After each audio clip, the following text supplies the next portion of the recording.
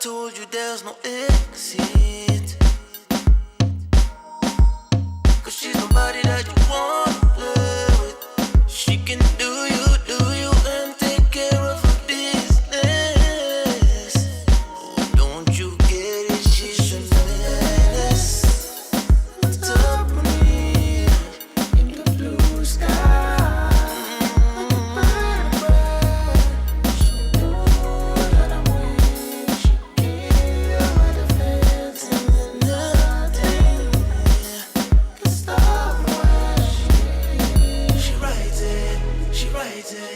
And she doesn't take no for an answer. Told you, she writes it. Won't take a sexy body up for me. She writes it. And she doesn't take no for an answer. She writes it. Won't take a sexy body up to me.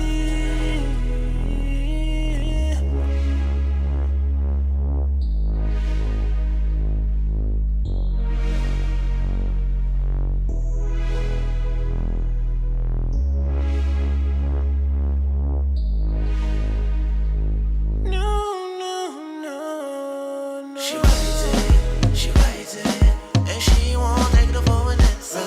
Told you, she writes it, won't take a sexy body up for me. She writes it, and she won't take no for an answer. She writes it, won't take a sexy body up for me. You're so good, you're so good, you're so good, you're so good. You're so good, you're so good, you're so good. You're so good, you're so good, you're so good. You're so good, you're so good, you're so good. You're so good, you're so good, you're so good. You're so good, you're so good, you're so good. You're so good, you're so good, you're so good. You're so good, you're so good, you're so good. You're so good, you're so good, you're so good. You're so good, you're so good, you're so good. You're so good, you're so good, you're so good. You're so good, you're so good, you're so good.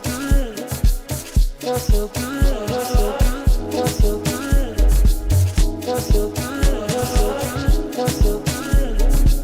You're so good, you're so good, you're so good. You're so good, you're so good.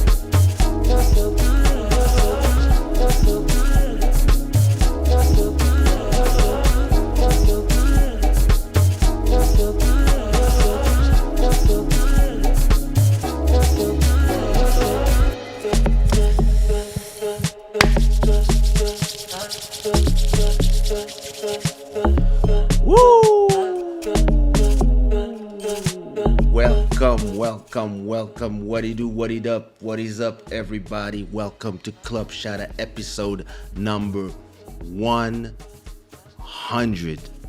100 episodes of 2 to 3 hours. So that's 200 to 300 hours of content, of conversation, of monologues, of exchanges, of is it still an experiment? Can we still say that it's an experiment, or it's now like a full-fledged show? brought to you by shadaware.com and the Gods of Good Fortune. Shadaware.com, where you can get all these amazing t-shirts and stuff like that, cases, streetwear, bomber jackets, and many more stuff, hats. It feels special, you know. It feels special knowing that I remember back in the days, the main critic about me was that I had so many ideas and I was doing so many things at the same time that I was not finishing. I had a hard time finishing stuff that I started, and I would start so many things, and like, you know, I would have like 10%, 15% of everything. And it is with pride that I learned in all these years how to not only start things, but then make them become their own thing, and then learn how to monetize them, learn how to make them generate income and make them generate viewers and listenership, and it's always thanks to the people, because of course there's this part that is your ability to create compelling content, quality music, things that stick, things that make people come back. This is you. This is your talent. Good music in many languages, great content, vlogs, having a YouTube channel for more than 10 years, a career of more than 25 years, and people are still here. And of course, this is your talent, being able to do it. But this is nothing without you, the people who didn't put their likes yet. So smash that like button, and it's the people. It's the people who create the frenzy. It's the people who are the vehicle to your talents, to your ideas. Because without the people, it's just ideas. You can be an amazing artist, but it's the people that make you a legend. It's the people that make your song keep being unforgotten. So as we arrive to episode 100 of Club Shada, I only have one thing to say, is thank you. Thank you, because once again, I it went from this show called what was the name before? Sushiro Vibes. He went from Sushiro Vibes to what it is today, Club Shada, and it is still. I mean, 100 episodes is a lot of time. 100 episodes is it's a whole year at the same time. And you know, it has this feeling that it can be so much bigger, and it's gonna be much bigger. But I'm appreciating right now the size that it has, because you can still read all the comments, you can still interact with everybody, and at a point you're gonna arrive to this point where the chat is going too fast, and and we're not far from there. Double the size of the audience, and now you have to choose who you're responding to, or but at the same time comes the revenue, comes the advertisement, come all these things, and it becomes a business venture, another business venture of mine that you guys made successful. So I'm humbly thanking you for reaching episode 100, and I'm really proud. I'm really happy, and I'm back from Zamunda. And listen, usually in the morning before a club shada, I'm like, yo, this is gonna be the subject that I'm gonna talk about. Today I don't have a subject, because the subject is you guys, and I'm gonna open the line. I don't know if people want to be on camera or not, up to you, but I'm gonna open the line in a bit after talking about a few things. And I want, for those who want to be online talking, just prepare your headphones so we don't have echo. And for those who don't want to be online, those who don't want to see your face because you already removed your wig or your makeup or your teeth, just tell me in a few sentences, what does the club shada means to you? What keeps you coming back, and what does it mean to you? What does it, just prepare me a few sentences and put it in there. Without further ado, I wanna salute. Listen, there's a lot of people watching right now that didn't put the like, so take a time to turn off the chat, click on the like, and turn on the chat again. If you are on your mobile, and if you're on a computer, just give us a like. It's important for the YouTube algorithm. There's already like 60 people watching, and I only see 8 likes. This is not normal. So make sure that you support us with your likes. It's a special episode. You can also support us with your super chat as well. I want to say welcome to all the new subscribers to this channel. Their names are here: Galia, DJ Ratch, Aya en personne, Chongu, Samantha Dixon, Eden Tekle, BKM, Mampuya, etc., Regina, etc. I said thank you so much. We are in the month of April, so it's a new month. So I want to thank all our sponsors. Your names are down there. Thanks for supporting the Club Shada and the Shada Gang. I love the fact that the Shada Gang is the name that you guys decided for yourself.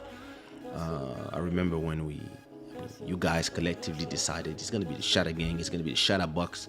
So that's great to remember all these things. And now that we are setting our course to episode number 200, it's amazing to already have so many stories to talk about. And it's becoming its own little family, so that's super cool. We are at episode 100 of the Club Shada. Heather Thompson, welcome home. I hope you are well as well. Mr. Bodhisattva, my first and one of my regular guests, and somebody I'm happy to call my friend. Salute, my friend. Thank you so much for being part of the foundation of Club Shada. So episode 100. That's yeah, party time, party time. What it do, Ellis boys? How are you, sister? I hope you are fine out there in Louisiana. Dalia, I hope you are great. Thank you so much for the celebration. Welcome back from Kinshasa. It was amazing. I'm gonna. Should I start talking about Kinshasa today, or should I keep it for episode 101? I don't know yet. But I have so much stuff to do. Episode 101, we have to listen to all the singles that came out while I was away. So, I'm going to talk a little bit about it. But I'm going to keep most of it for the next episode. We'll see. It's Club Shada. It goes how it goes. My dear Joel, I hope you are fine. And I'm taking this time to also send my salute, my blessings, and my happy birthday to your father, my uncle,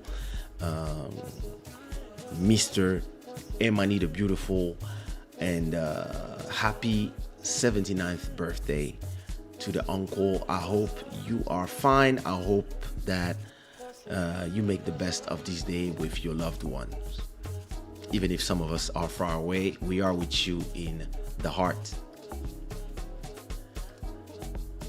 What it do, Jujuzinia, the queen? I hope you are fine. I hope you are in great spirit. I hope all your troubles are starting to get far away from you. Happy to be back and happy to see you back. What it do, Mr. CV Beats? I hope you are fine. Michelle, what it do, brother? I hope you're great. Thank you so much.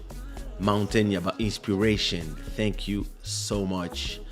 And I know that you guys hold the fort while I was away, the fort of the YouTube.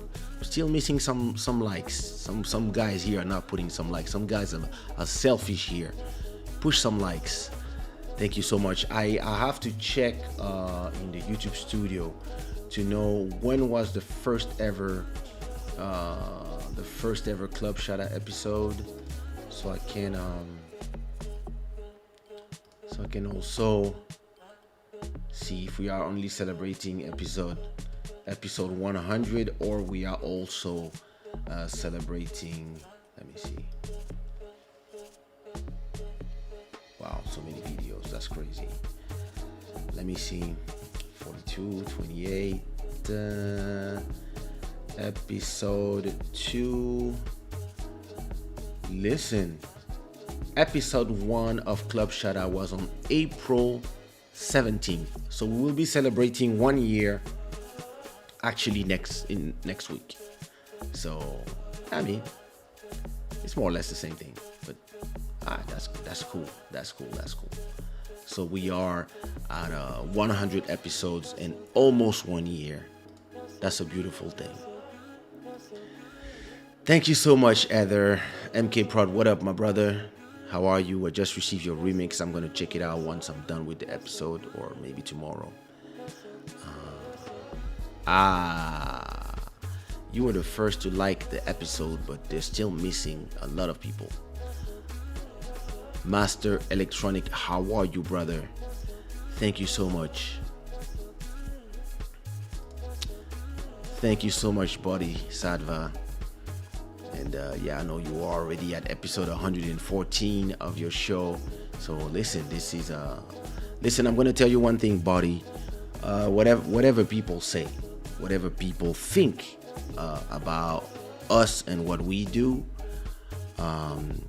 we can congratulate ourselves on our consistency, because it's not everybody who can hold 100 episodes of a show. This means something, and those who cannot see it are people who should not be able to have a say. You get what I'm saying? What up, Lil Mauro? What up, brother? What up, brother? Yeah, 100 episodes. Can you imagine? So Michelle is saying inspirational thoughts and ideas. This is the reason why you come here and why you stay. and a club of like-minded people. It is more or less.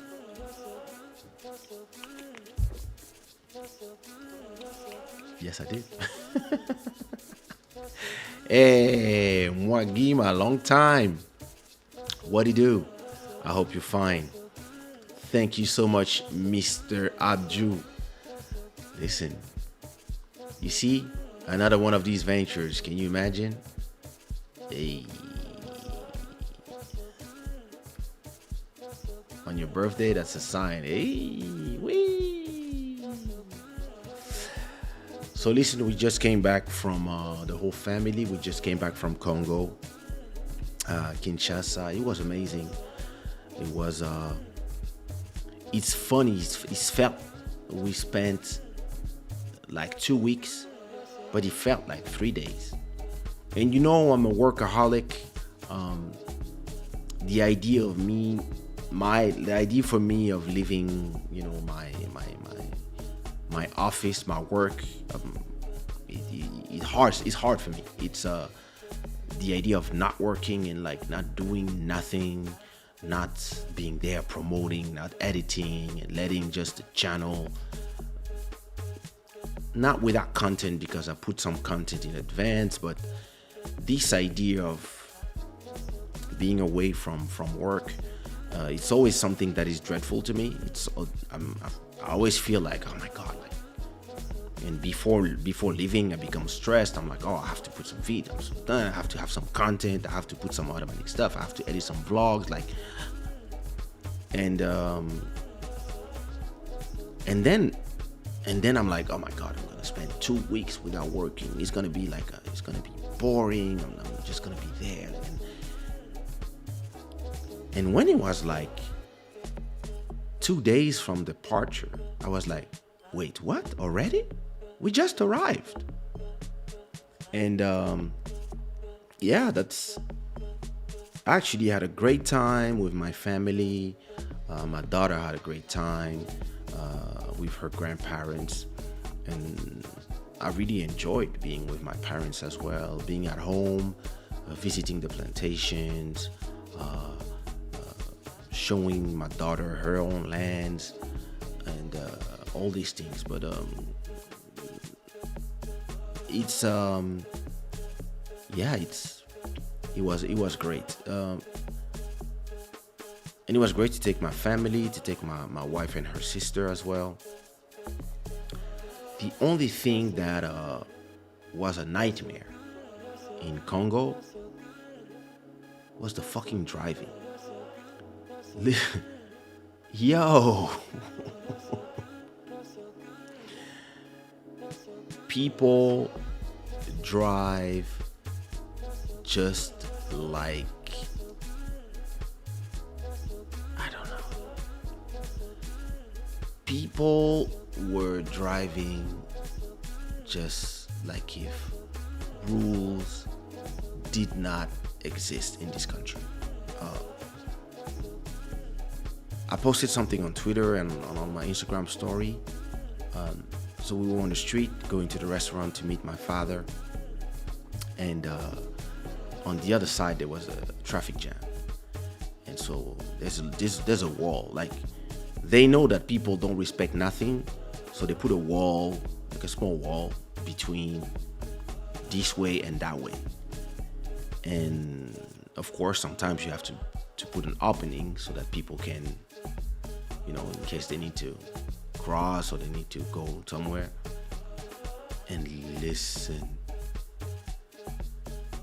people start going out of the traffic jam way, and then they go in on our way, which is the opposite way, and they don't care. They just go, and if one goes, then you have 100 that follow. And in some places, the chaos is so crazy. I'm gonna upload the vlog soon. In some places, the chaos is so crazy that you have cars, and cars is just like, there's no rule, there's no priority. It's just whoever is the most, you know, whoever is the most crazy just wins. So there's two cars in Europe. I mean, in France, I know it's whoever's on the right has the priority. So if you guys arrive like this person is on your right, you have to let them go. Here is whoever goes. So you see people and you're like, oh my God. And strangely, people never bump on each other, but it's super stressful when you are here in the streets and you have policemen who are supposed to handle this and nobody cares about them. So you have the cars, and then you have the little taxis who are the worst, and they all come from Nigeria or South Africa, and they all have their steering wheel on the right instead of the left, and they're trying to go everywhere. Nobody's just like, okay, I'll stay on my lane. No. If there's 3 lanes, it turns into 7 lanes, and people are just trying to go whatever. And then you have the taxi bikes who are just trying to go around everything. And then you have the people who are walking everywhere. Nobody is crossing in one point. Everybody's just crossing everywhere. So you are there driving, and you have bikes all around, and then you have people everywhere. So to me, it's like a bowl of spaghetti.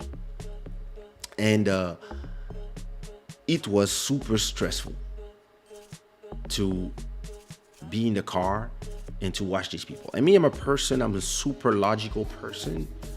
And when I see places where it's basically the Far West, I just get stressed because my system doesn't like it. My system likes order. And sometimes it would take you, so we live far away, we live up in the hills. So to arrive from home to go to the restaurant and to go to the city, sometimes it would take us 2 hours and a half. And then at night to go back, because there was a curfew. So everybody has to be home at 9 p.m. So at 7 you start going up. It takes you another 2 hours and something to go up. And listen, it's kind of you kind of don't feel like going, just because you feel of everything you're gonna have to go through to be able to arrive home. And that's super stressful. And even another point, I got sick. My system is very I'm usually when I go there, I always have one moment where I'm a little sick in the middle of my thing because of whatever I eat, or maybe just the water out there, maybe because I drink something with ice, and like I'm typhoid, amoeba, whatever that's in the water sometimes makes me sick. And if I'm not careful, there you go. And I always have these 1-2 days that I feel sick. And this time I felt really sick, like vomiting and etc. So I had 2 days where I was really off. And I remember when it started, we were at the plantation when I was starting to feel bad. And then we have to go back from the plantation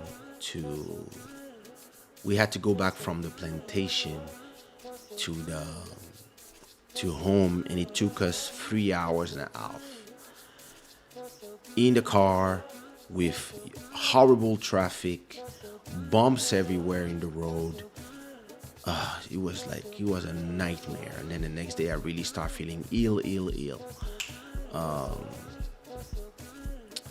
So yeah, on that I lost a few days. I had a few people who wanted to offer me some photo sessions, could not do it. I wanted to meet a few artists to do some collabs, could not do it. So yeah, all in all, I could have stayed another week and would not feel it. But at the same time, I missed my possibility to do my work. Like if I need to go more than 2 weeks in Congo, I have to take the big screen, I have to take the computers, I have to take the cameras, I have to be able to function, to do my work. I have to be able to do my covers. Like there's so many things that I need to be able to do that usually this is the kind of thing that. But something that was interesting was that the internet was very nice. The internet was fast. The internet was actually is getting cheaper and cheaper. I remember when for $10 you only had 1 gigabyte. Now for $10 you have 8 gigabytes, and for $20 you have 28 gigabytes. So soon as we arrived, I took some SIMs and I put $10 on each. So one for me, one for my wife, and one for my sister-in-law. And then my dad's assistant took our free numbers and she added 28 gigabytes in every SIM. So we had 36 gigs of data, each of us. So listen, I was sharing the connection from my phone to my iPad, plus my daughter's iPad. And every night we were watching YouTube videos, even watching live from YouTube. I just changed the settings so that it doesn't show me full quality. And by the end of the 2 weeks, I think we still had like 15 gigs. So that was actually nice. Like, it's starting to become a thing. And somebody told me that there's new companies that are arriving now that will bring like unlimited data to some people, unlimited data plus cable and stuff. This is coming now in Kinshasa, and I think this will have an impact on content creation, on the possibility of people to not just be people who are consuming content from outside, but being also able to do their own content and upload it fast. And that was great. Like, I didn't try to do a live show, so I had a pre-recorded show, but I was like, that's super interesting. As you can see, the stream royalty, there's nobody today.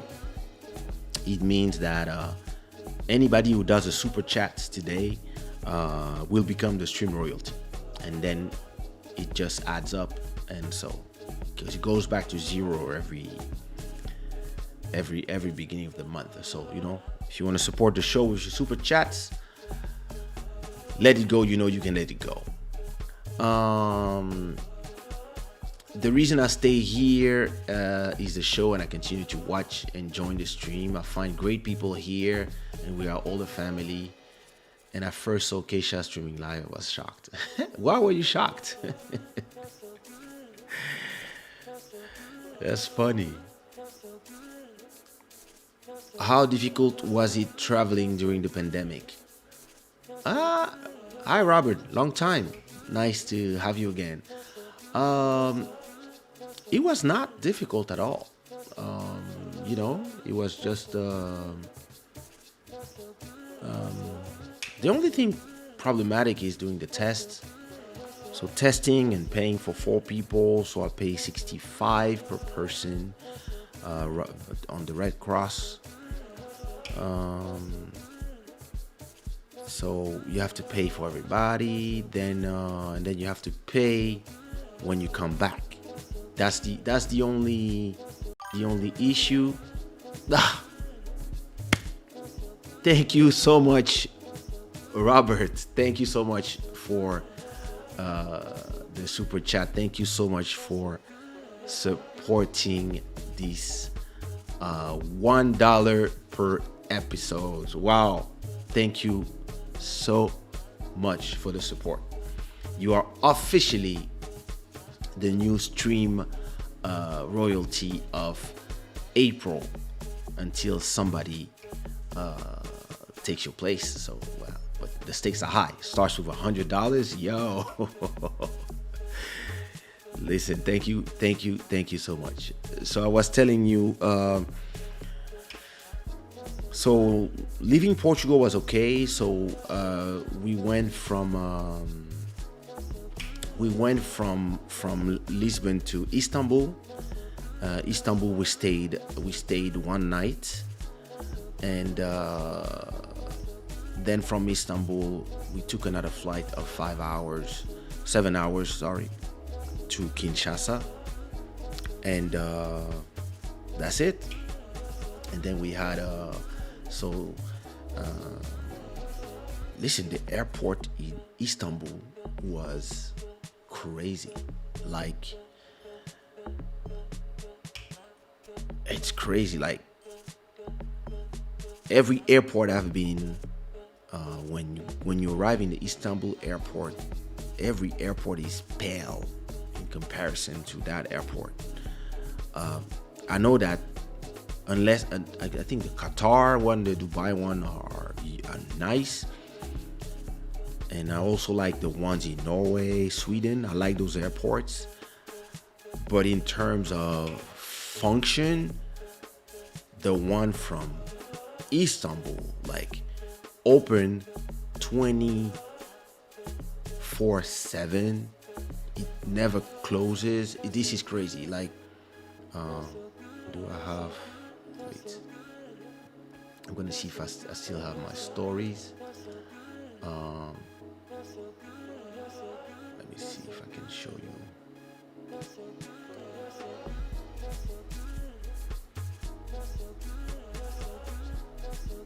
Yeah. So I'm gonna do this. Go here, change app, unlock photos. So this is me at 2 a.m. in the Istanbul airport, and look at this. It's 2 a.m. and I'm inside of a store, and I bought myself some stuff, and it's cheap as well and good quality. All these videos will be in my vlog. And yeah, I was looking at the time, 2 a.m. and I went to buy some socks, and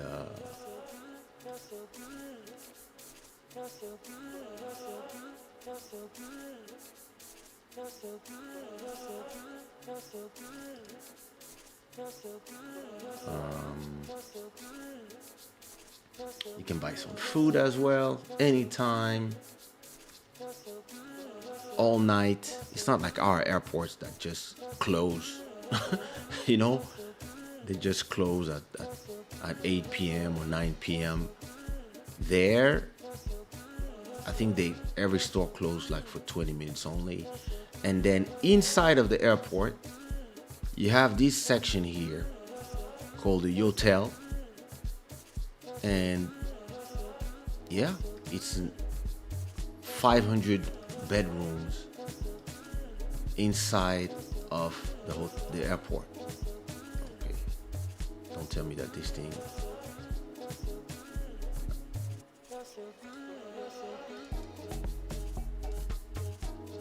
Look at this.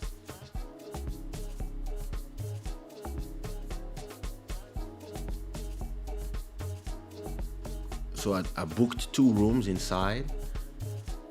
Outside of the airport, they offer you the rooms, but because we're in family, we were with a kid, I'd rather just have my room inside of the airport. And the rooms were super nice.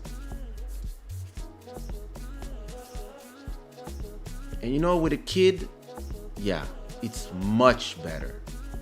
You know, with a kid, it's much better.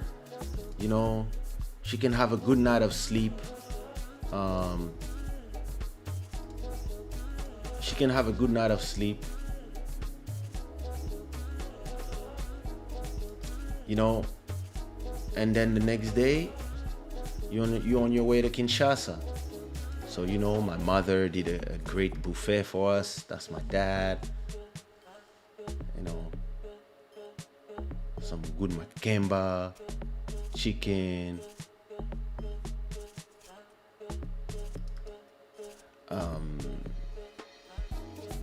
Yeah, that's the house, the villa, the mansion, and yeah, we'll have time to talk about it. But yeah, listen, traveling was easy.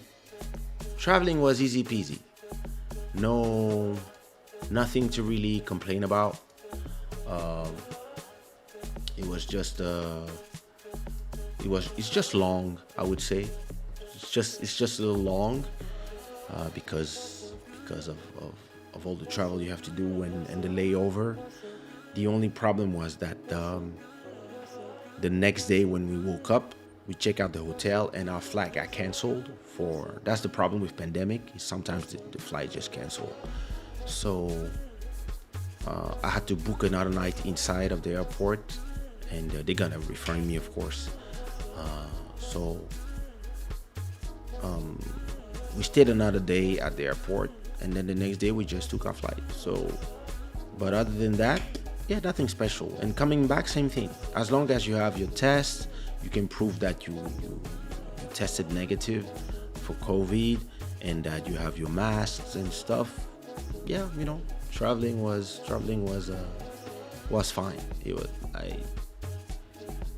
It's nothing different from what I'm used to. I know that there's some countries where you cannot go or you have to quarantine and stuff, but there, yeah, listen. Something interesting. When you land in Congo, even if you have your test, you have to test again, but not in the nose, on your throat. They do a test when you arrive, and you have to pay before you fly. You have to pay like $50 per person, and it is what it is. So when we arrive, we queue again. You enter this tent. They call you by your names, and you have your QR codes. They scan your QR codes, and then they check you. And then the next day you receive an email and an SMS telling you if you are negative or not. So at least you know. And if you're not, then I don't know what happens. Probably they ask you to stay home or something. I don't know. But yeah, it all came negative for us since we were negative before leaving. So, but yeah, interesting,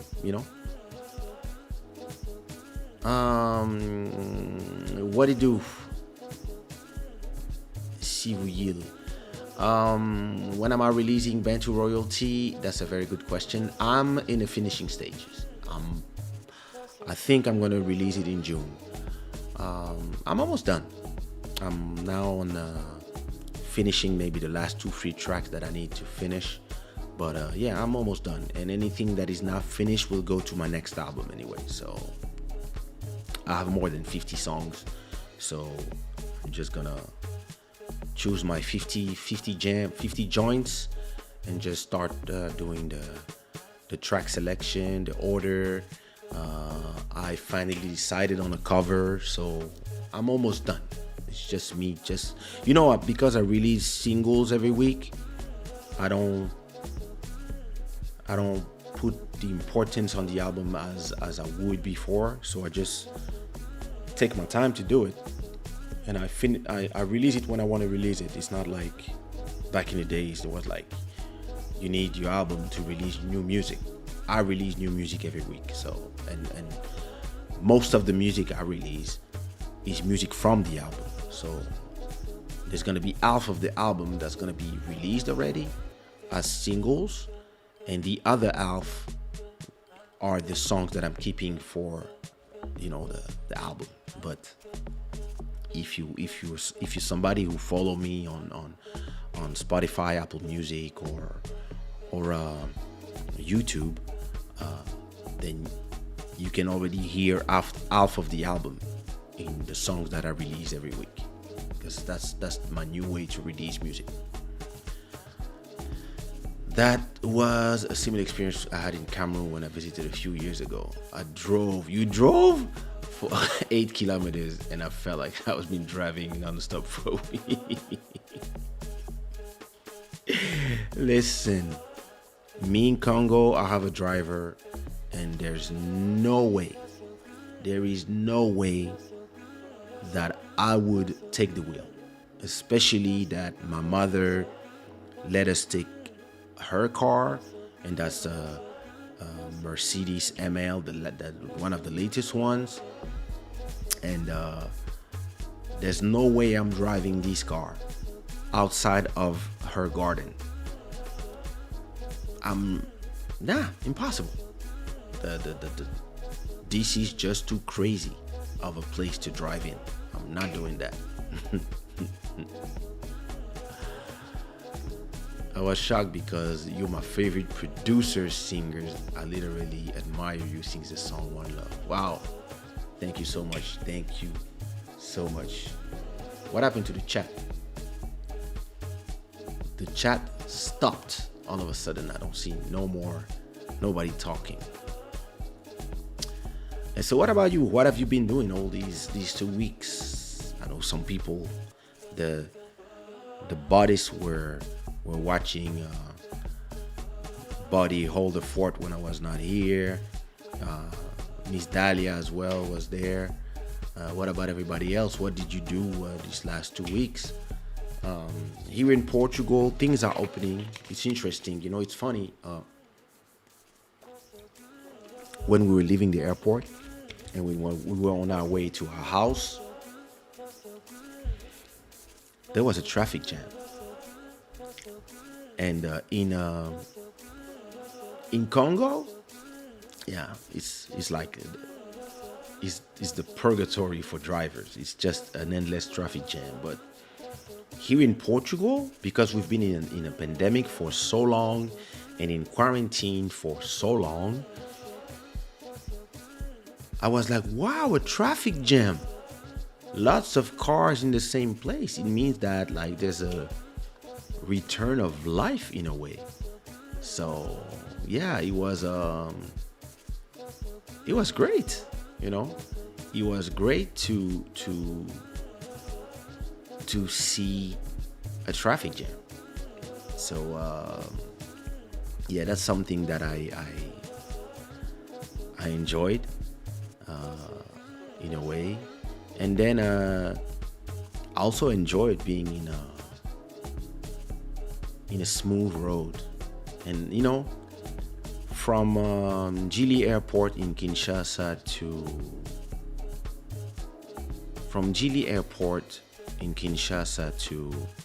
Mbinza, Ngaliema, where we live, it's 3 hours and a half drive.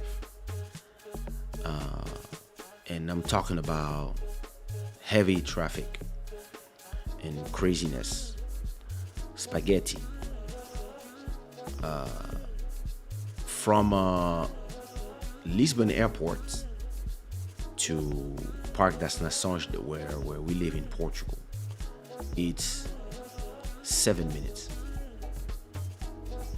20 minutes with traffic. So, and if there's whatever heavy traffic, like something crazy, and I'm about to lose my flight, I can just walk to the train station and take the subway. In 2 stops, I'm in the airport.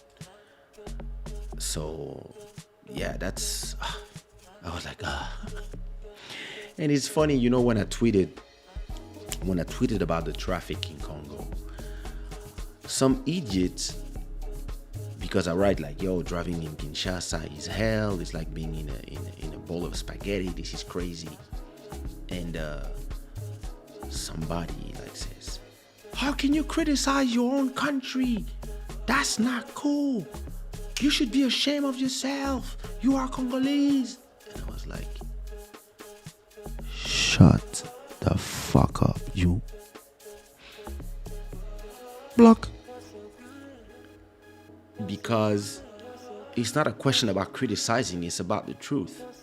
And we love to talk about, of course, there's something about governance, but the chaos is not. Some people were trying to politicize my thing because my tweet was retweeted by everybody, etc. Some people were trying to make it something politic, like, yeah, this is because of the people we have on the helm, etc., etc. Yeah, of course, but listen, it's also about the people. If the people don't respect nothing, and the people are not scared of cops, they're not scared of traffic lights, they're not scared of nothing, they just want to arrive. There's something about the people. You cannot say that everything is because the government is corrupted or whatever. It's like, listen, it's been 3 different governments already of 3 different faction, and it stays the same. And listen, this means that at a point, if you want to change the people, yeah, of course you have to govern. There must be rules. But if the people don't follow the rules and they don't care about the rules, because yeah, that's how it is, and everybody's just going on their way, there's nothing you can do. And I know I view it with the eyes of a European person, but the traffic, to me, I was like, wow, what can be done? Like, what can be done?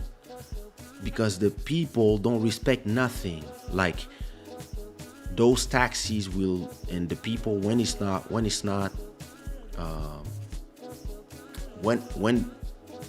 there's traffic jam, people will just get out of the road and start driving where they can. And anybody who has a little bit of power will just decide that their power is, and we can go. And this is mentalities.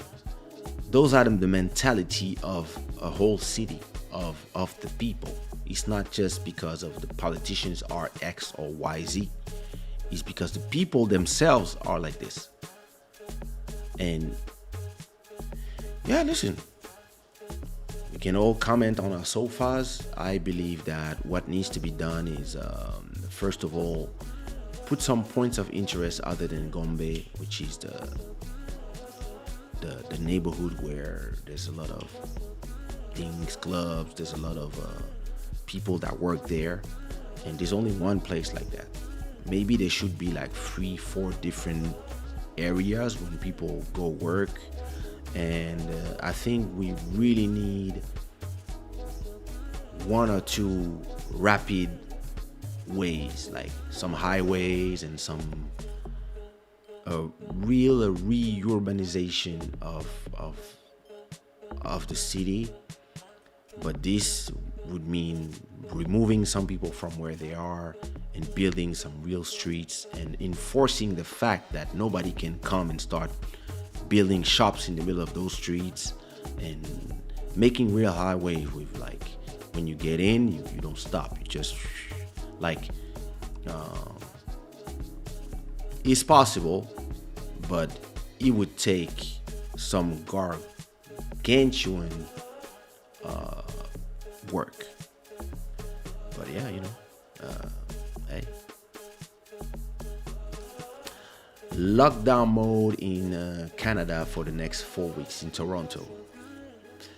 Yeah, here in Portugal, because the lockdown we've been locked down for two months. We are now free. They're opening the restaurants and stuff, and hopefully they're taking their time. I hope they don't make the mistake of making everybody from the other countries that are on lockdown to come here, because that's how we just got all the fuckery the other time. Same thing in Paris. This French government is a little lost.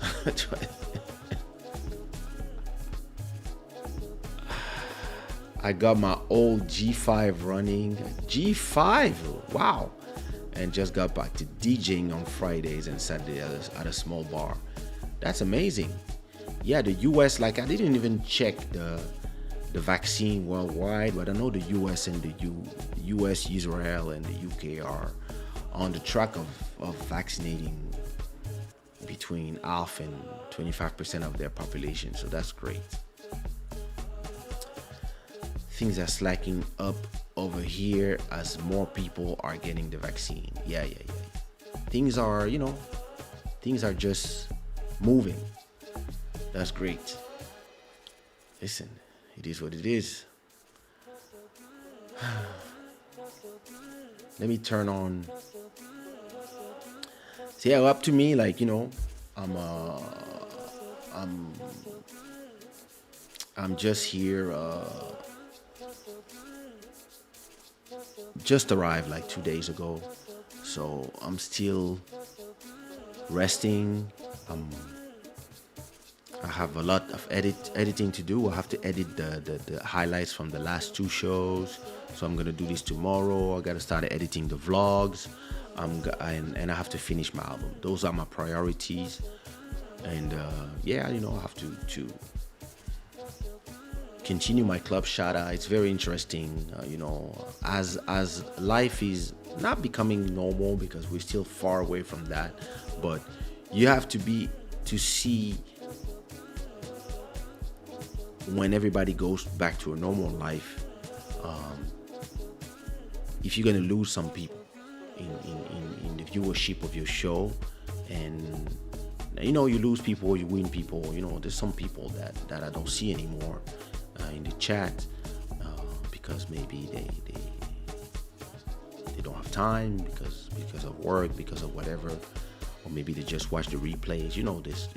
It's interesting with Club Shada is that you have a certain number of people who watch the show live, like you guys, and then in the morning the numbers change already, because you have like 100 or 200 more people watching, and then in the end of the day, then you have another 200-300 people, and by the end of the week you have a lot more views. So that's very interesting, episodes after episodes. So listen, what I'm gonna do, I'm gonna turn on the guest features, and if anybody wants to join in and talk, you have the link that is pinned, and I just put it again. Anybody want to come in and join and talk, say something, introduce themselves, talk about how they are living things, we can do it. As for me, I'm thinking about a lot of the things that I'm gonna do for the Club Shada. I don't think I'm gonna change the logo. I like how it looks right now. I really like it, and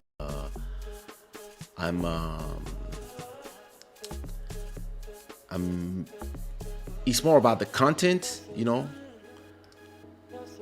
have a first guest. Look at that.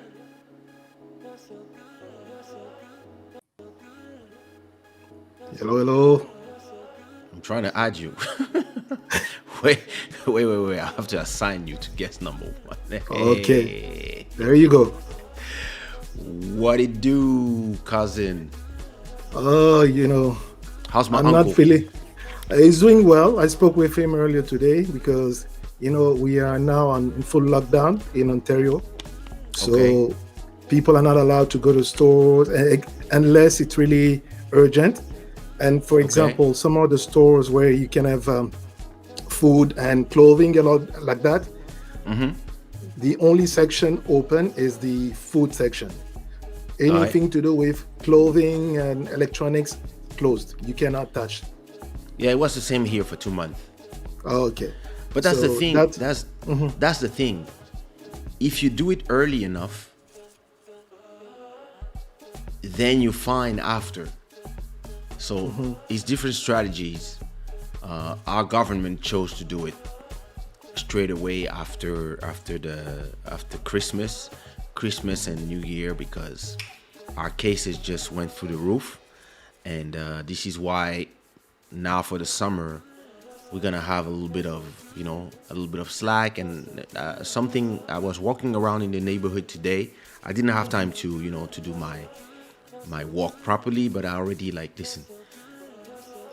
Something that I don't know about people, put in the chat, how much kilos did you gain? I think I gained 10 to 15. And I'm back to diet, I'm back to gym, I'm back to eating nice starting Monday. I'm back to going to the gym. The gyms are open.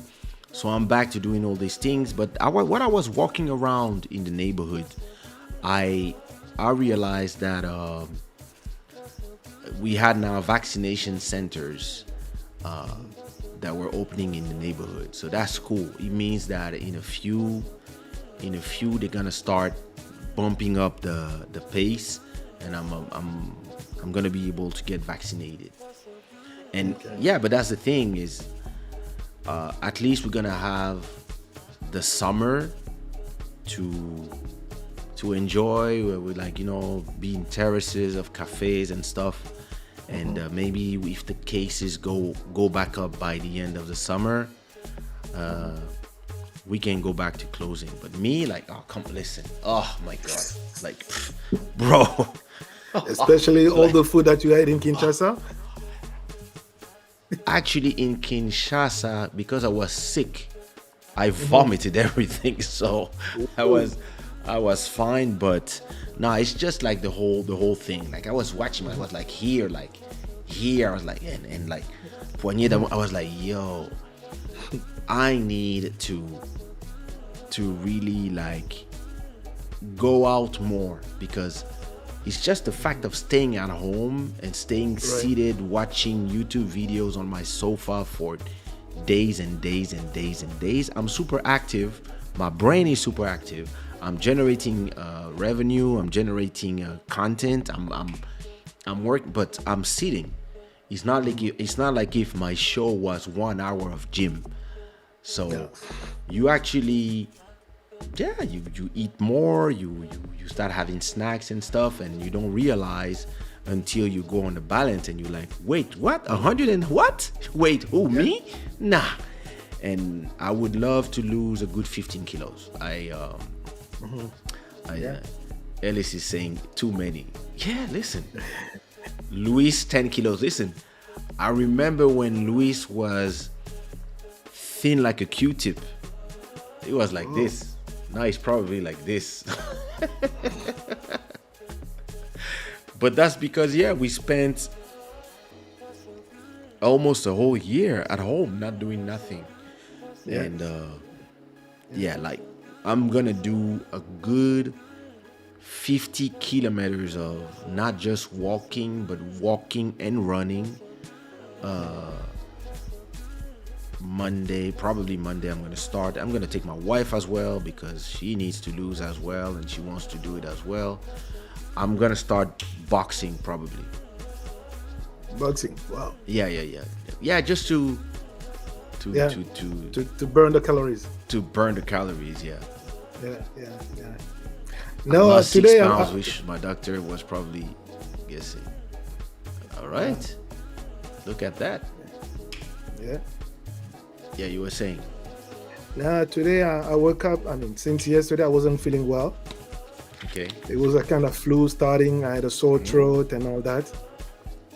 But now I'm feeling much better. Okay.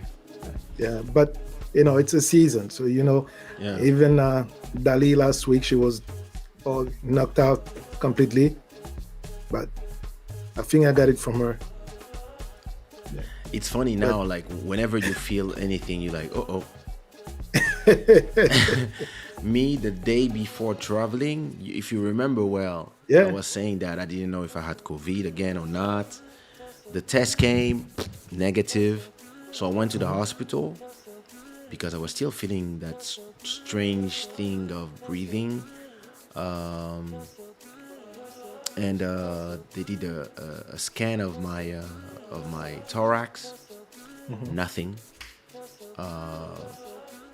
But they could see that I was missing like 4 points of oxygen, which is Oh. not normal. So maybe I was like, maybe it's the heart, because there's a lot of post COVID stuff that you get, Effect. some effects, and yeah. Now that I arrived, I'm gonna do a full checkup just to make sure that everything is fine, because maybe it's just some heart tissue that are problematic because of that, and that you just need to take something to heal or to do some exercises. And when I was in Congo, I was still feeling that thing. Not too much, but I was still feeling it, and I was like, "Fuck, this is so strange." Like, sometimes you just feel like you don't have enough oxygen, and then I did that indigene thing where Yeah. you The know, leaves, the leaves, Yeah. and the tree. Yeah. I avocado saw that. avocado bark and leaves, and mango bark and leaves, plus the something that they call confort, which is this. It's like some, Yeah. oops, Yeah. yeah, Okay. confort thing. And Oh. so you put 4 drops inside of the whole thing, and Yeah. this just smells. Yeah, it just had this smell. It's like a liquid Vicks. Essential oil. Yeah. And since we've came back, the thing that I was feeling every day, out. Yeah. Breathing completely normal now. I don't know Yeah. if it has. Because the inhalation that they did, that you did back home, it's really good to help clear any phlegm, any mucus that you may have inside. Yeah. It clears that all. It really clears that. It clears the noise, the whole thing. Then Yeah. Listen, Yeah. after doing it, like for me and my wife for 15 minutes, we filmed everything. Don't worry. We're like you feel like, yeah, wow, and it's true. It feels like you went in a sauna. And actually, I think something I'm gonna do, because it's part of my gym. I'm gonna do now 2 times a week. I'm gonna do sauna as well with eucalyptus, and of course we brought it's here, but we brought like a bunch of that thing that you could rub here before sleeping, and a bunch of that comfort thing. We brought that, so we're gonna be able to replicate the inhalation stuff. We just need to find something to replace the real avocado leaves. leaves and bark. Yeah. Yeah, but I think in some places you can find them maybe done for tea. I'm gonna use them already dry in those stores. But yo, that was intense. Yo, listen. Let me see if I have some videos of that. I think that's the thing when you're used to filming everything. Let me see.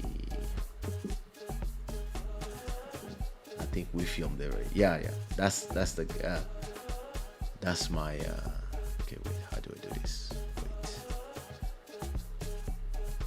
Damn, I love the new Ecam. This new update is amazing. So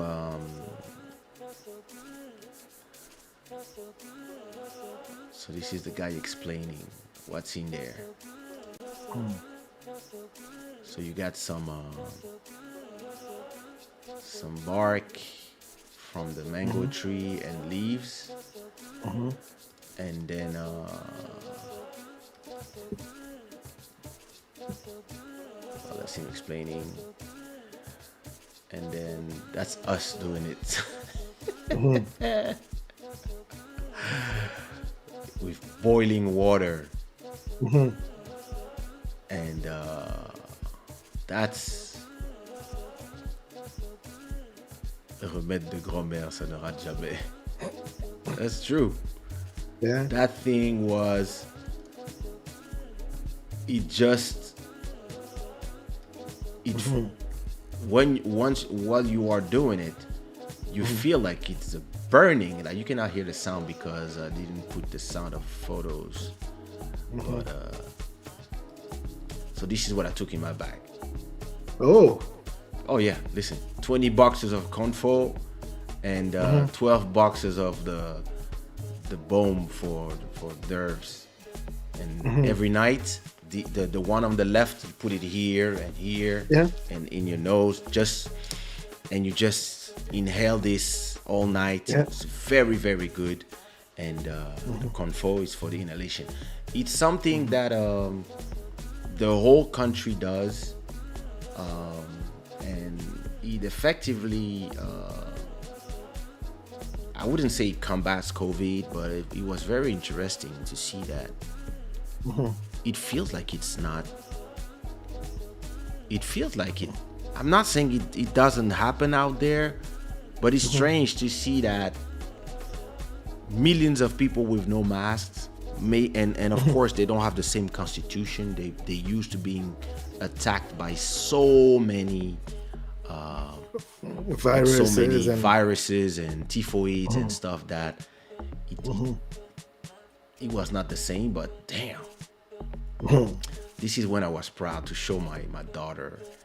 Yeah. Those are our mountains. Like these are our crop. This is my 2 hectares, and this was a crop of it was a plantation of corn. Okay. And then in the back it was a plantation of artemisia and of manioc, of cassava. Cassava. And you know, the I think the thing that made me the most emotional here is that my mother, so our driver has been with us working for the family for more than 35 years, because I remember he was driving me to school when he was like in his 20s. So then he was driving my son to school. And what made me the most emotional, and I was at a point I was asking him, so what is this out there, that part, who's this? Because I was asking, because my mom, she was like, she had 2 for me, 2 for each of my brothers and stuff. So I'm asking him like, and who's this, who's doing what there? And he was like, oh no, this is mine. I was like, this is yours? But yeah. Madame, your mother just gave me my own 2 hectares, and I'm planting cassava. And it was emotional because you end up being part of maybe a generational change for that person who's been working for your family for so long. And maybe this land one day will be worth so much. Maybe these place will be full of buildings, and because like on the other end of the mountains, somebody bought a huge crop of land and they are building 1,500 houses. Wow. So yeah. And now my mother just bought a small commercial. She built a small commercial center at the further from there, like half an hour from there, where she's gonna. She want to sell stuff for the people who will arrive, and everybody is now starting to buy in that area, and it's in 10 years, this might be a whole new city. And Yes. And it's amazing to know that he's gonna have his own plot of land, and maybe he's gonna feed his family from this, or maybe this just gonna change the course of his family. And it's yeah, yeah, it made me emotional because yeah, I've known him forever. You know, it's strange because when I was a kid and he was driving me to school, you know, he would call me by my name. He would call me Cuckoo. Yeah. And then he started calling. And when I got older, and when I went back and he was driving my son, he started calling me boss. You know, they all call me boss now. And, you know, it's strange when like those people are in their 60s. They've known you since you were a baby, and you know, when you arrive, they respect you. They hold, or the military that hold the house, they do this, like, you know, my father's bodyguard. But they all saw me as a kid, but at the same time, I see them as equal. But because of, you know, I would say that in Congo has, and Africa in general has is kind of like India, you know, you have like those castes, and when you are here, the people who are there, they kind of, and it's something that, because I've been European all my life, I don't feel it the same way as, you know, to me it's like, it's strange. So when they call me boss, it's strange. But then when I see that, you know, we offer them land, and it was not just him, it's like all our free drivers got land, and even the woman who's been taking care of the house all the time, all of them, they have like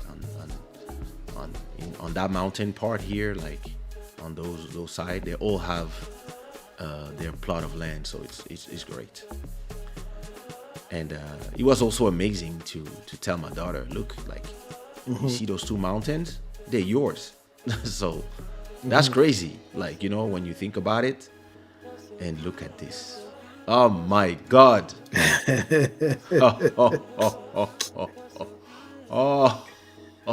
Yes, Mikate. Oh my God, this took me back to when we were kids, man.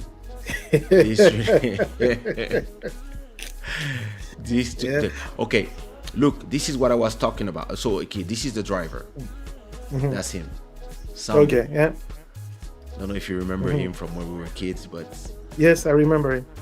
So look, we in the car driving, and those people, they're not supposed to be here. No. They're supposed to be on the other side. And look, On the other side. they're just here on our side. They don't care. Look, you see, they should be on the other side. They don't care. Nah. And wait, a fucking autobus? I was like, I'm done. No, I mean, you know, after leaving that place for a while, it's really hard for you to drive. Sometimes to look at what they're doing, and, you know, I feel okay, because if you say something, they'll say, oh, you know, you don't live here, you don't know. Just sit, relax. Just sit down and relax. It's you know, like me, I can't. Like, the chaos is really on a level that I can't. Like, I'm not able to. I can't drive. I can't drive out there. Like, I wouldn't have the nor the patience, nor the. I would destroy the car, cause like, or I would let it, like, you know, I'm a person on the street. I'm very. I let people pass. If you're in a hurry, I'm just like, I just want to arrive.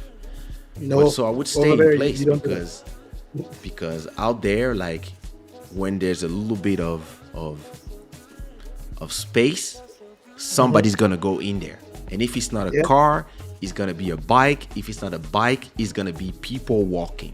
And it's just like Yeah, And you I like, know. wait, like, Yeah. and so they put walls so the cars cannot go, but the people jump, and they just like, and they put some bridges for Yeah. the people who are walking not to be in danger with the cars. Right. But they don't use it. They don't use it Yeah. because it's like, I don't want to walk out there to go up, and no, let me just go. And like everybody believe that if they do this, cars are stopping. And I'm like, how come nobody's dying every day? I mean, we had an uncle that died like that, and so not so long ago. So yeah, it's crazy. Yeah. It's It is. crazy. Yes, ça ouvre les narines et tout le reste. I'm telling you. I'm telling you. Maybe you can also try lemongrass as a substitute. Yeah, I heard that as well. Yeah. I'm gonna try. Non, les micatés là. Driving in Kinshasa almost looks like driving in New York City. Nah, nothing to do. Nothing to do. There's just one difference. In New York City, first of all, when the cops tell you to stop, you respect that. And when there's a traffic light, you stop. In Kinshasa, those two things, nobody care about them. So this changes everything. Yeah. Nothing to do like NY. Nothing. No. Mountain, why you So, not jumping in the conversation? Anybody can jump in, huh? I'm telling you. Anybody can call. Yeah. We have space. How do you feel after celebrating? Congo? Or celebrating 100 episodes? Yes. I feel accomplished. But you know, I'm not like when I was younger. When I was younger, I was like, oh my God, I did it. Today, I knew I would do it. You know, I knew I would do it. I knew I would do 100. I mean, I knew we would do it, because Okay. you cannot do it with 100 episodes by yourself. I mean, you can do it by yourself. Nope. You can record and just be live by yourself with 2 people, 3 people watching, and then you have the replay in the morning, and then you just go and go and go and go. I know that I have my notoriety. Look at these idiots. I need to find my wig. So of course you have the fact that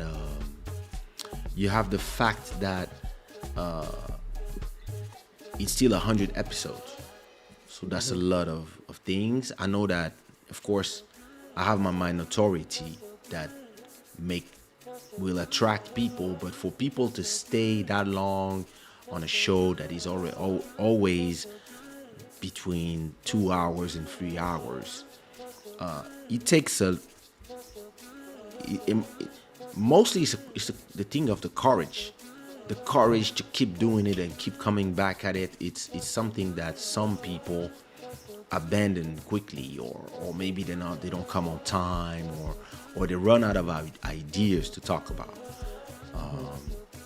The great thing about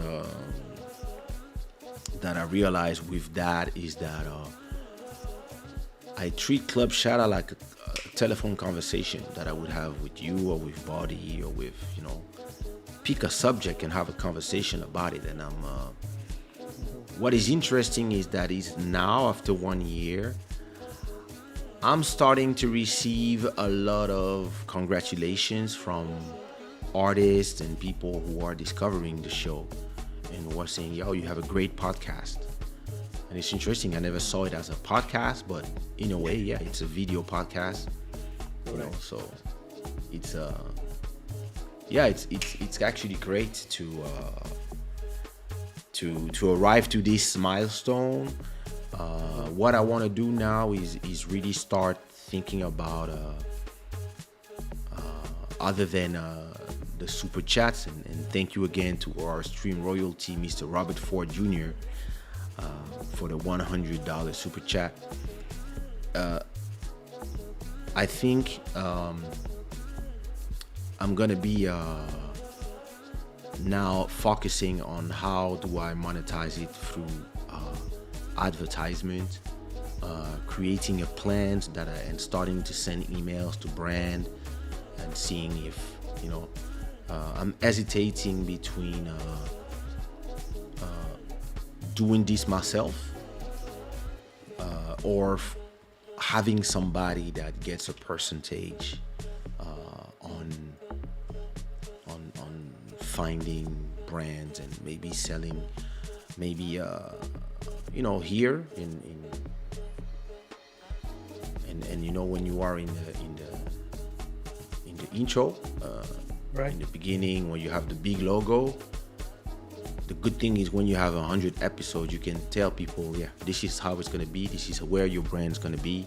And on Instagram, I have that amount of people who are gonna see the highlights. Before every highlights, it's gonna be like brought to you, and you're gonna have your logo in there. And now you can say, look, we have 100 episodes, we have people that come, the chat, you can go watch some episodes, you can see how it goes, and if you can find either by myself bringing some sponsors, some small brands, and we are still in the beginning, and or maybe have somebody that's their job just to say, hey, next 2 episodes I got that person that bought 2 episodes of sponsorship, 3, 4, 5, and I don't want to sell them for a lot, like can sell like $1,000 for 4 episodes, for example, to have your logo in there. You're gonna have your logo forever, and I'm gonna start working on that so that it becomes also something that generates revenue on top of the super chats and the money that is brought from the replays, because people watch ads, and this is money that comes. And interestingly, something that happened while I was in Congo, there's an episode I did 3 months ago with Stevie, that one in French with the Stevie music feeling. I remember. One of the highlights, for some reason YouTube starts showing it to some people, is the one where I'm defending Matt Pokora, and there's a lot of debate between the fans of Matt Pokora and the fans of Stevie in the video.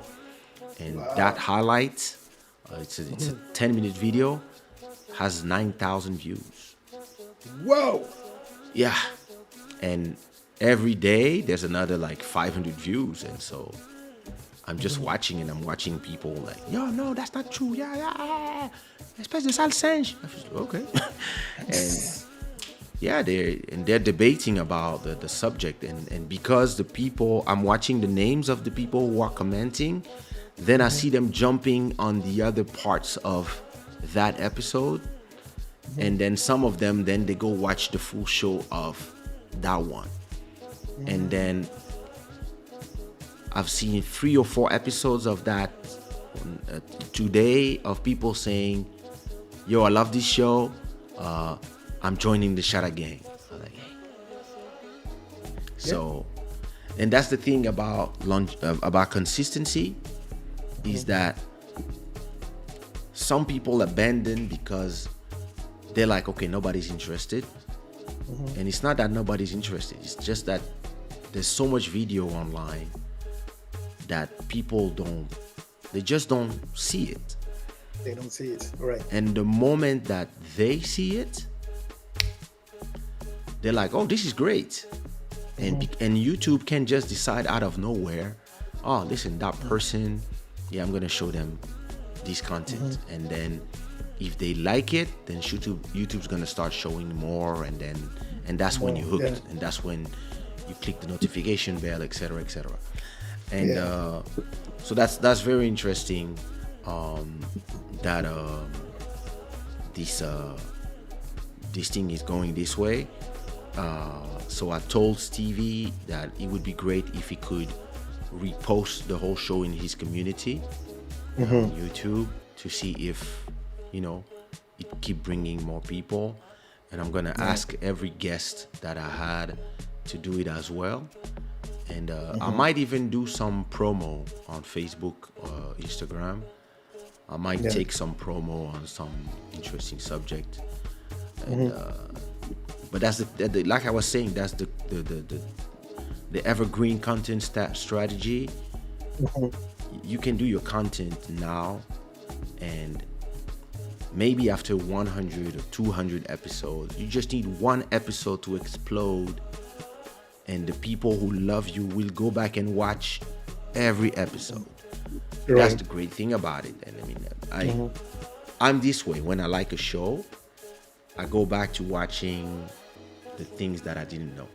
So it's the same thing here. So I think people like they like controversial topic. As soon as a controversial thing, people they'll flood. They'll just come and do things, and then that's how it explodes.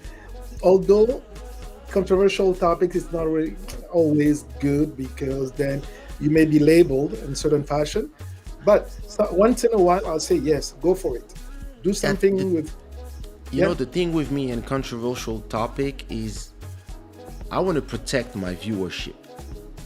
I like the people that are here. Of course, we're not gonna only have people who see eye to eye on topics, but it's great. Like when I'm here, or when I go watch Dalia TV, or your content, or Mountain of Inspiration, or all of us, our communities are small enough that it's like, for now it's more family and friends and then fans and like-minded people, I would say.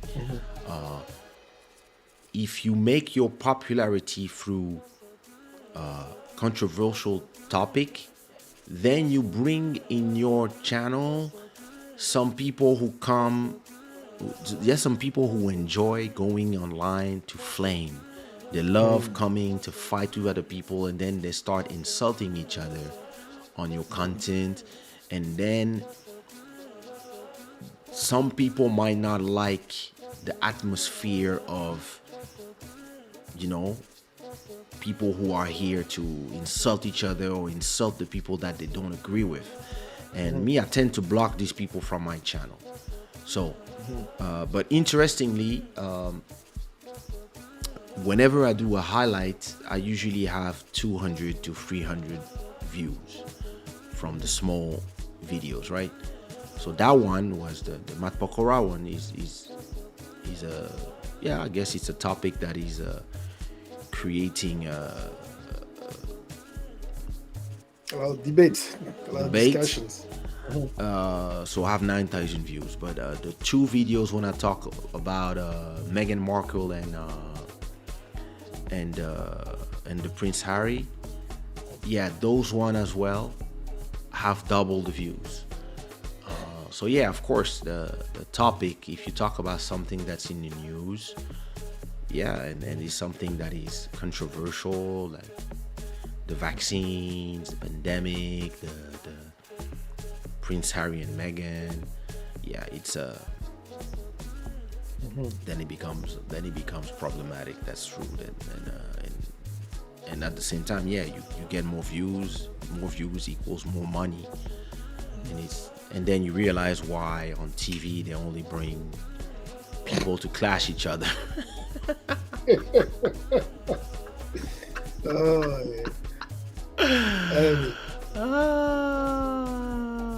That's exactly the point. Because of the Hello. Sorry, man. No wig, so please forgive me. No wig. Mountain of Inspiration. Man. What up? Congratulations. Thank you so much. Very well Congratulations to you as well. Very well done. I mean, to your dad, to the uncle. Yeah. Very well done. Very, very, very proud of you. Keep up the amazing work. Thank you so much. So what about you? Did you decide to And bring? He's always calling with what's wrong with his internet? Like, look at this. it's And pretty. you- Oh God. And you lucky you a pretty boy. You lucky you one of the pretty boys of the family because when it freezes, you still look good. You know what? I'll keep it short then. This is crazy. This is embarrassing.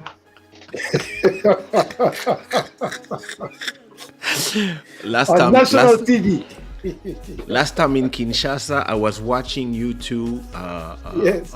doing a live, and I was like, "What's wrong with his internet? What's wrong with Dimi's internet?" You know. Oh, hold on. Let me fix it. Hold on.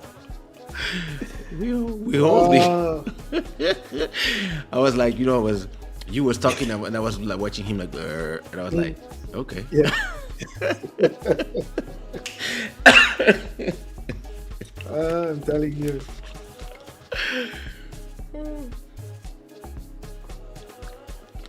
Aïe aïe aïe. Internet du village. Internet du village. Vraiment. Bon, call us back when you fix your internet du village. Yeah. Vraiment. Now, so now, I was really glad to see that you were watching from Kinshasa. I was like, wow. It was late. You were not sleeping. I said, okay. Wait a minute. What happened? I'm trying to add mountain, but nothing. Oh, Yeah, you were saying. Yeah. I was. Listen, I had a lot of internet, and the internet was fine.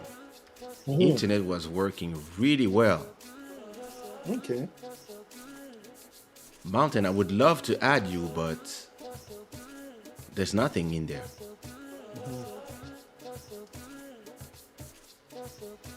Yeah, nothing. Okay. You'll come back. Yeah, once you figure it out. Yeah. Gotta fix the antenna on the roof.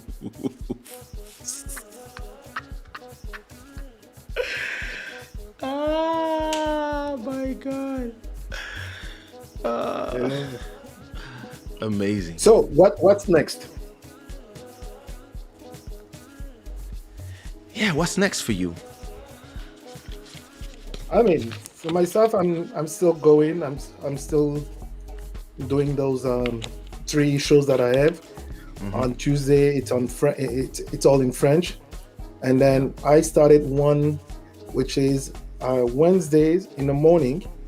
Yeah. 7:30 a.m. my time, which is at 12:30 Kinshasa's time. Because a lot of people are complaining and say, when you do it at 6 p.m., it's too late for us. Can you do something, early? So I decided to start something, for half an hour, 7:30 every Wednesday, and I just call it digital trends. So talk about what's trending, and in terms of applications, in terms of anything in the digital world that can interest people. Okay. And Thursday is the English one, so we're the same thing like the Tuesday, but in English on Thursday. And Well, what about the viewership? How many people how many playbacks do you do when you do a live for now? for now, I'll tell you the truth, I haven't checked. I'm trying not just to go and check because I don't want to stress myself and start thinking, oh, I need to look into that. I'm just building the Just doing content. it. Yeah, building the content until maybe at the 50th number I can start looking at those things. But now really building the content and making myself comfortable doing it on a regular basis, like keeping consistency. And then after that we can probably start looking to those analytics. Did you switch channels, or you still using the same one, or you use the old? Because you see, you had like some viewers on the old Dalia one. You could use those. I mean, So what we did, I left Dalia's for herself, like Dalia Mm-hmm. MTV. That's where she has all her stuff. But Like, you use the Ma Vie, Ma Santé channel that you yes, renamed rebranded. Dalia MTV. Yes, So yes, because it had more subscribers. But exactly. now the old Dalia channel, why don't you use that one? Because now Uh, you're starting from zero. I mean, no, I mean production has been here for a long time, yes. but I mean, But but in terms of viewership, the problem was that it's not the I same kind of people. stopped posting videos. That's what happened. You know how it goes when you stop doing that, and then people think that you're gone. You're no longer there. Yeah, And then yeah. now it's coming back. People are, liking it. They people are coming. Mm-hmm. I can say I was checking. When you go on a dashboard in the studio, just say, Yeah, oh, 28 subscribers just for the month. I'm like, mm, yeah, I yeah. didn't see it, but that's why it's happening. No, And that's one the thing thing, is like when you start from zero, uh, it's of course it's long because there's a lot of you have to start but that's the great thing is that you bring people in and you see the growth. It just takes time, and that's why I'm happy to celebrate episode 100 because I, I could have just be singing, you know, from time to time like everybody else, or like a lot of DJs are DJing. They do what they do. I choose to do something different, and the the best compliment I receive a lot about Club Shada is, wow, I'm discovering another side of you, and I love listening to you talk about topics. I used to love you for the music, but now I respect you for the mind, and that's what's interesting to me. It's kind of a different way to be on stage in a certain way, and I didn't want to do something that I was. It's gonna sound strange as an artist, but I'm bored on stage because I've mastered that. You've known me since forever. Like when we were 14, I was already rapping yeah, in at home or in the barbecues, but I was already in that. So at 47, it is boring to me. It's like 10 years ago, I read an interview, or maybe even more than 10 years ago, 15 years ago, I was reading an interview by Dr. Dre. And he was just saying that, once you've done everything you had to do and you fulfilled your dreams on a specific subject, you have to find new dreams. And, exactly.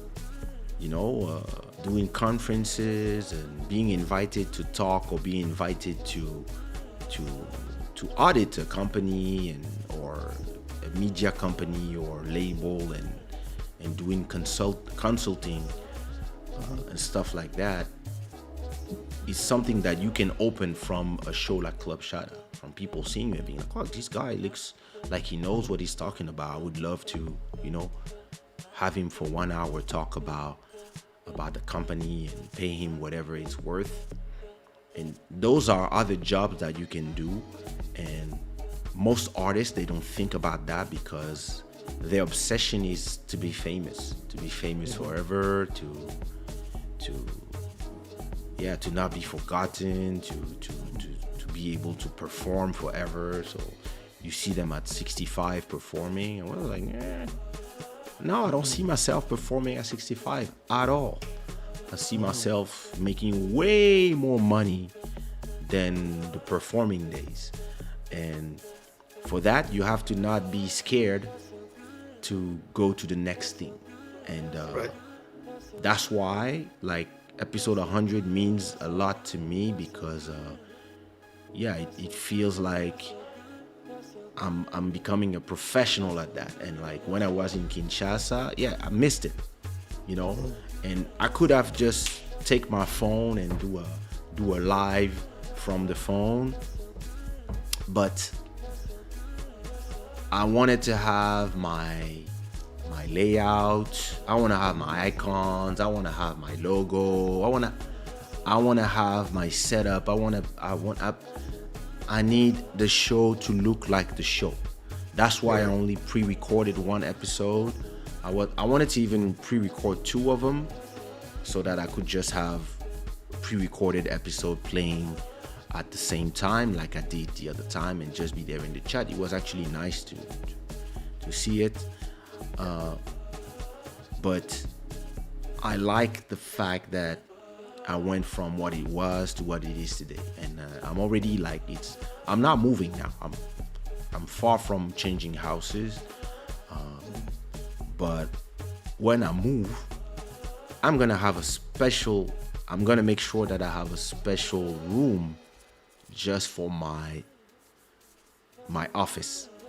Right. So, and all days I'm already thinking about this, like how I'm going to, create a room just for Club Shada, all these things. So that's super interesting when you can see the potential of what it can become. Like it's 2 a.m. here, 2:20. I have like 200 and some people watching a thing and 16 people at the same time. It's amazing to say to yourself that you're able to have people come watch you have conversations, and and those people are inspired by those conversations. So that's to me what is the best thing about arriving to episode 100. And I'm a milestone guy.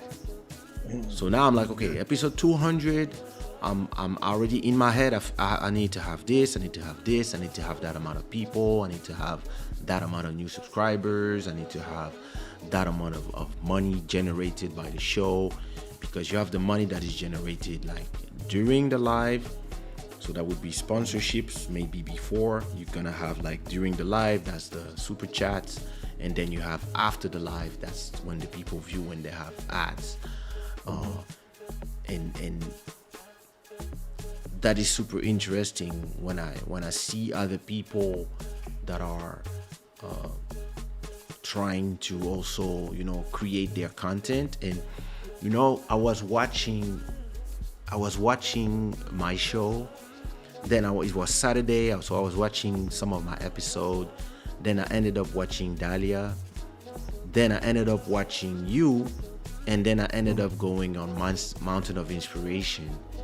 And then I asked myself, so wait a minute, how did we all end up being in media, like the whole family? What happened? Like, you know what I mean? It's like Katya, my little sister, she's a producer, filmmaker, Ikomba raps, and Cody Kim is a stand-up comedian, is on TV, and I was like, what? Is it a Congolese thing, or is it that the talent runs in the family? And I was on your channel, and I was watching your content, and when I explore the channel, I tend to see the good, the bad, and see the advices I can give. But then I start going in your content, and also in Dahlia's content, and then I start realizing, wait a minute, I start seeing videos of you guys skinny, like from 10 years ago, and I was like, yo, they've been doing this for a long time. Yeah, that was the fun part. I was like, it's not just like, they, some people would say, now their cousin is doing it, so they all doing it. No. You guys have been doing it for a long time. Yeah. I was watching you. There was one that was funny. It was probably in the church. There was this guy preaching in English or in Lingala, and you were translating. Yeah. That was funny. It was funny as hell. Yes, because those you were were trying years. to translate with the go like fais-moi que joie, and you were like, yes, and je pense que. Oh yes. That shit is crazy. A family of talkers. Listen, that we could do at church, all of us. Yes. No, but that's great. So, I what do you what are your objectives for episode 100? You got me thinking now. And same thing So- for Dalia. What is your objective for episode 100? Do you feel like, do you want to move stuff? Do you want to, like, I know that Dalia show is more is the most elaborate. She's also she it's also the most popular, but is there objectives like changes and or just keep it this way and keep it moving? I mean, I'll speak for myself. It's really, the truth is, I'm really self-searching, trying to find the right balance. Should I do both French English, or should I keep just French, or should I just go all English? So those are the thoughts I'm still going through. And That's the problem of the polyglot. yes. I So- chose English. Okay. I chose English, and from time to time, depending on the guest, if I have a French guest, I switch to French for that guest. If I have a Portuguese guest, I switch to Portuguese for that guest. But the main channel that I just chose English because, first of all, it's way more people, but at the same time, you choose French, you can have a nice niche. But Right. whenever I speak French, I got all the Portuguese people who complain because they don't understand, Right. and all the English people who complain because they don't understand. So then I go to Portuguese. Then you have all the French who are like, yeah, but we don't understand. And then you have the Spanish people, the Yeah. Chinese viewers. Like, when you have an international viewership, English is just the de facto choice because everything else people don't understand. Right. So Right. I mean, you have to understand who are your demographics, because but it's still interesting because I still have 35% of the people, which is the biggest percentage, that speak French, Yep. but they used No. to me speaking in English for all these years. So You see, the right now, the way my channel is going, it's really becoming like a support for my other business, yeah, which is like the training people for the digital life. Yeah. And I'm telling you, since I start doing all these videos, I'm getting a lot of calls. oh, that's nice. I'm getting a lot of calls. So on the side, I'm getting busy with trainings and all of that, and Yeah, that's even producing people's lives. Yeah, you can be you can produce a live from the Yeah. back, and you just do what you do for Dalia, for example. Yeah, you do Exactly. it for other shows. Yes. It's interesting because of Club Shada, I had 2 people asking me for 1 hour on the phone, and they were asking me how much it cost to speak with them for an hour about their own business, and I don't have time. I was like, I'm sorry, but like, it's not I don't have the time, but I'm not ready to take another business when it takes so much time to edit those videos, to mix the songs, to release singles every week. And I don't have time for consulting work unless I charge premium. Like, unless I charge 300 per hour, I'd rather not do it. But I had 2 people telling me, hey, listen, I would love to talk to you an hour or 2 about my business. And in my head, I was like, how much? 1 hour, 2 hours? Let me do it for 250 or whatever. But then I was like, nah, I don't have time. Now, my advice would be go for it. Try it. Okay, give it a try. Yeah. And maybe then you can have an idea how to structure the whole thing and start charging accordingly. Because, in the beginning, what I was charging even for my trainings, I was kind of given. But now that I have the flow, I have the people coming, now I move up to my initial price that I had in mind, which is still on my Facebook page. Okay. And people they don't hesitate to pay me that.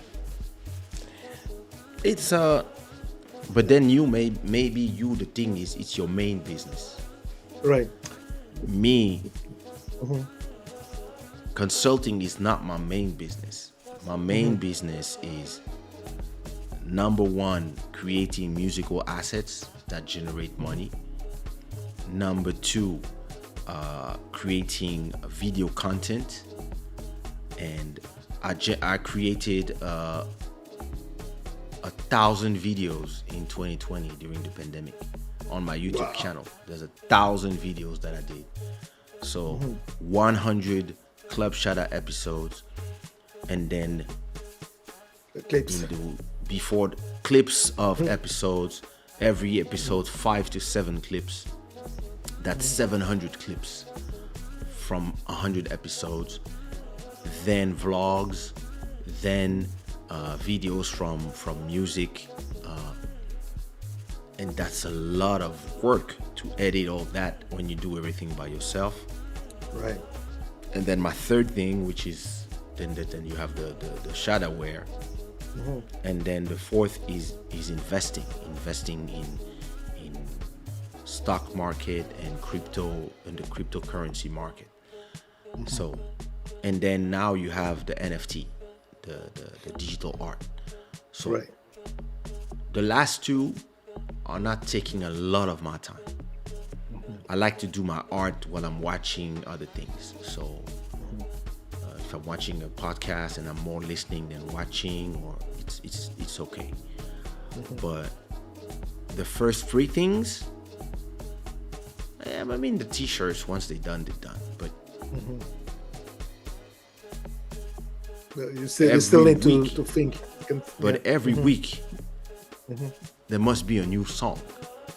Right. Every week, there's 2 episodes of Club Shada. It's been what? 2 hours. So that's 4 hours. A minimum of 4 hours every week.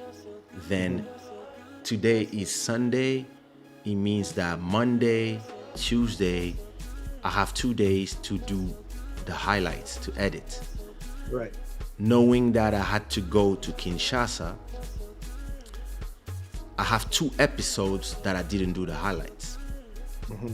So the next 3 days, I'm gonna be running after editing the highlights. So that Wednesday, because Wednesday is gonna be a listening session. We're gonna listen to everything that I didn't do yet, and probably either I will record some new songs live or finish working on the album. So maybe I'm not gonna have highlights to do, but I don't know if by Wednesday I will be done with highlighting, doing all the clips from the episodes. So Right. just all this is a lot of work, and all this work is taking from the brain time that I need to finish the album. So if I have to add business conversations that I already have with things that are out of music, or people who need me to introduce them to somebody and take a commission and stuff like that, that's usually it's 20-30 minutes conversations. And then free consulting that I do with family, friends, when I'm just having a conversation, I say, and I'm exchanging ideas with people, all these things, yeah, where do I have 2 hours or 3 hours to give to somebody, even if they're willing to pay me to talk about their business? Because then we have to listen to what they have to say. Oh, I want to do this, I want to do that, I think this, that, this is my label, this is my content, this is my catalog, this is my website, this is my YouTube channel, this is my Twitter, this is my Instagram. What do you think I should do? Okay, and then it's not something that I need to think to do it. It's just that I love to have those conversations, and I love to look at how people are doing things, and it takes me a second to know what they need to do to do the critic of the constructive criticism of, like I did when everybody was showing their Instagram the other time. Right. It's not something that is hard for me, but it takes a lot of time. And at a point you have to say to yourself, bro, you want to finish your album? Do you want to finish this album? Listen, like every time I'm like, yo, this album is finished, I start opening sessions and I'm like, oh my God, I don't have a verse here. I'm missing a thing here. Oh, I didn't record that one. Oh shit. And then I'm like, okay, listen, this is going to the next one. This is going to album 11. This one too, this goes there. Now those one, I will put them there. Those one, I will release them after the album. And I realized that there's a lot of places where I didn't finish the songs because they were supposed to have a featuring by somebody. They said I will record next week. It's been 2 months, 3 months, 4 months. They never record, and then you see them releasing songs with other people, and you're like, you motherfucker, like. Internet du village. It's time to switch providers. No, I'm not gonna joke because sometimes it's me, so it is what it is. Yeah, so yeah, I don't really have time unless, like I said, unless it's really well paid. Somebody tells me, hey, listen, we need you for a week to work on our company. We're gonna give you 2,000, 3,000. I'm gonna be like, okay, I'm gonna liberate myself for that, and I might even pay somebody to do the highlights. Just send the file to somebody in India and tell them, hey, listen, find videos between 10, 15 to 20 minutes, and out of this 3-hour content, try to have 7 to 10 interesting ones, and you title them, and this is the intro video, and this is the thing, and this is how, and you just put it on Dropbox and you let them do it. And yeah, some people, they hire editors for that. They have people, that's their job too. But we are small one-man operation. We can't do all this right now. So you have to, at a point, you have to be able to decide what you're going to do with your time. Because imagine, on Saturdays, you have your wife's show, right? Now you have the rest of the week. You have 3 shows already. So all this time, you cannot do shows for other people. You cannot do remote content. So by the time you fill all your slots in the weeks, when new people arrive and say, oh, listen, I saw your show and I need you to help me about something, but you have shows all week, there you go. Then you end up like me, like, yeah, lots of ideas and not enough time. So you end up doing what I do, which is giving ideas to other people, because I can't do them. So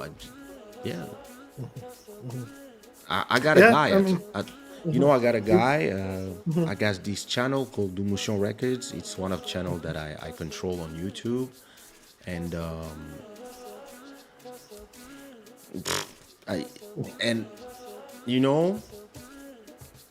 I told him, bro, take your channel, find 3 guys with iPhones in Brazzaville, and just have them ask questions to people in the streets.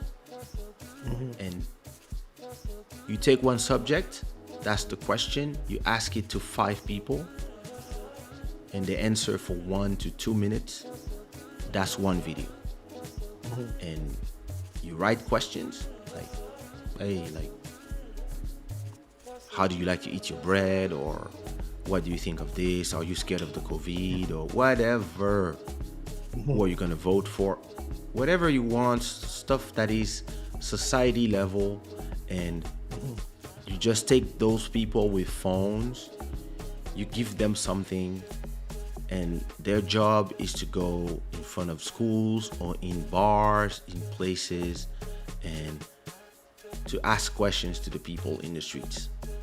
And in Lingala or in French, and you try to have like, I don't know, they have 10 questions and they have to ask the 10 questions to the same people.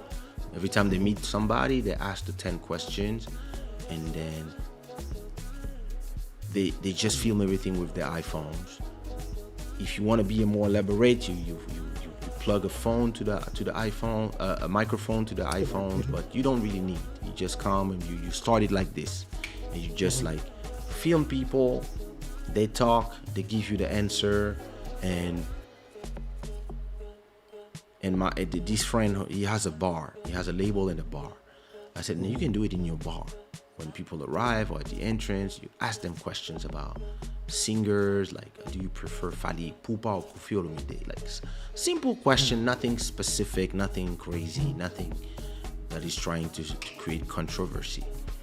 And if every time in 1 week you can create, if those people go out two times a week, free cameras, they ask questions to people, you can generate 15 videos or even 30 videos per month. Right. And I told him, you do this, street crochet, you do this for a few months, you're gonna see your channel explode. And from that explosion of your channel, you can keep putting music in the channel. Right. Because those content, they go together. And you can even have interviews with artists, stuff like, you can like just create content. And I've been telling him this for 6 months, and he didn't do nothing. And I don't have the time to do it myself, but people are, oh yeah, good idea, I'm gonna do it, and then they don't, you know. Yeah. And then they complain to you, oh, I don't make any money. And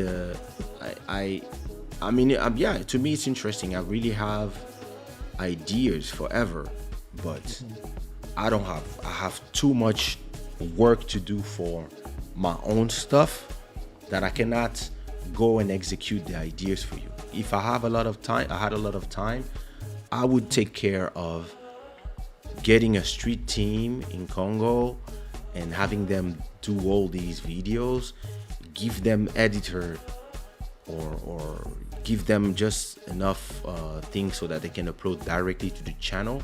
And I would create a channel that would work by itself, where I would, create some live shows, create some stuff, and just control the channel, monetize it, make money.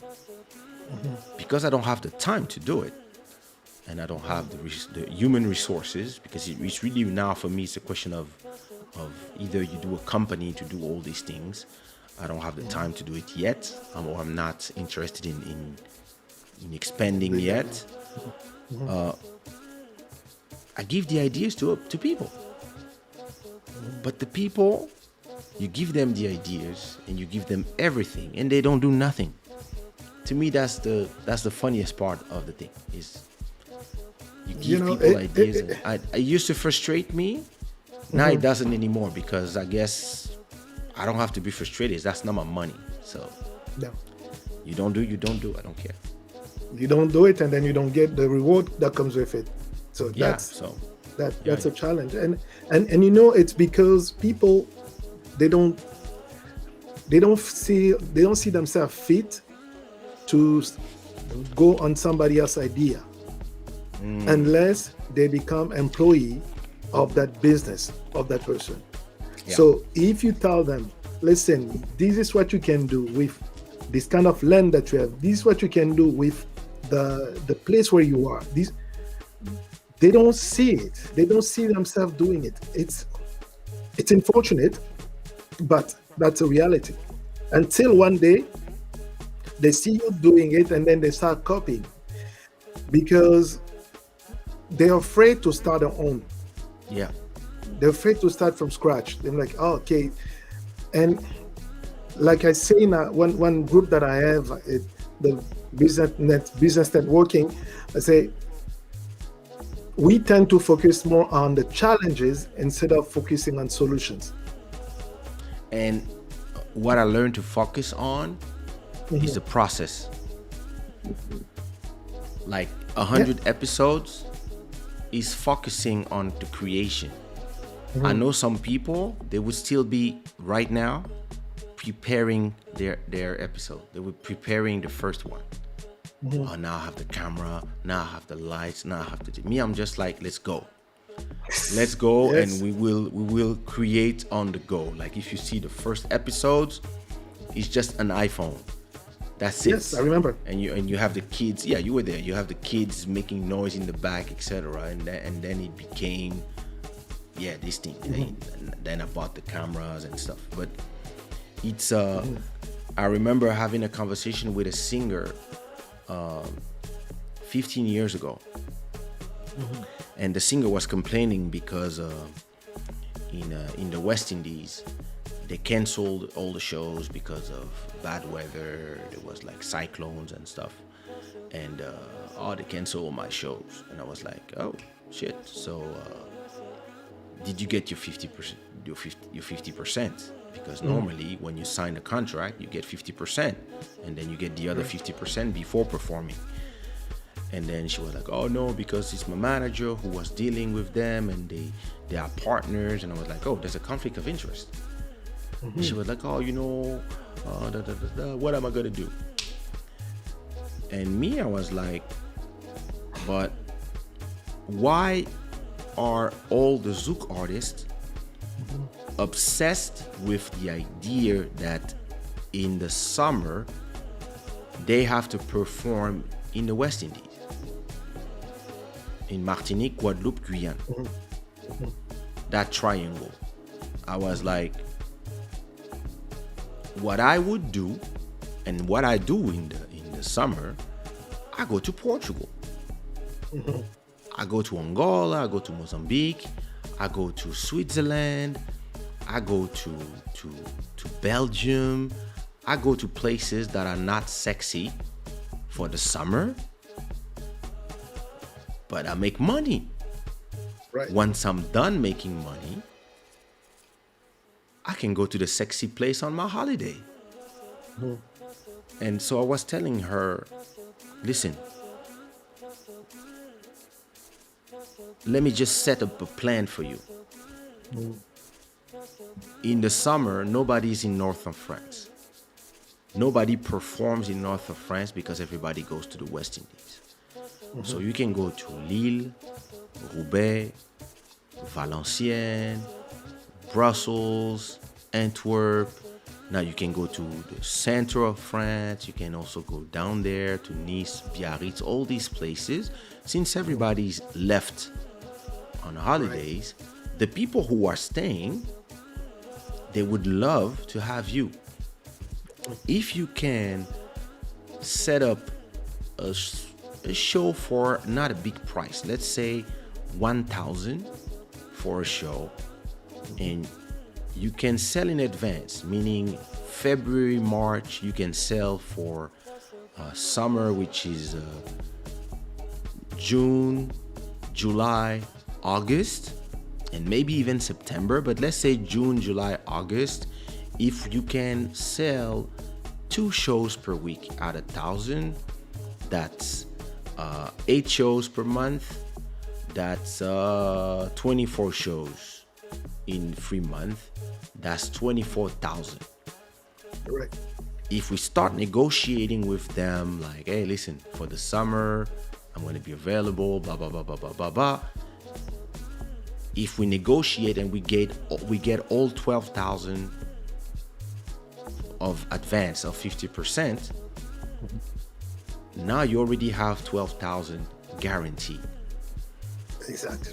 And then she stops me. Yeah, but who wants to go there in the summer? I was like, listen, listen to me closely.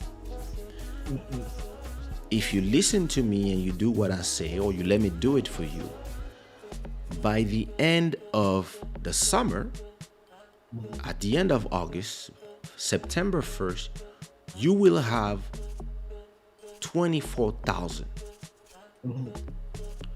How much is your rent?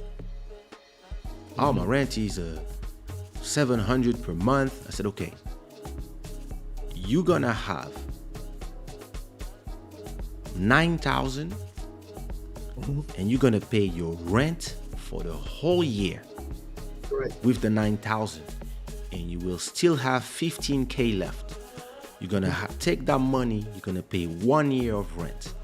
With your 1 year of rent, because you don't need to pay your rent anymore for a year, you are not stressing.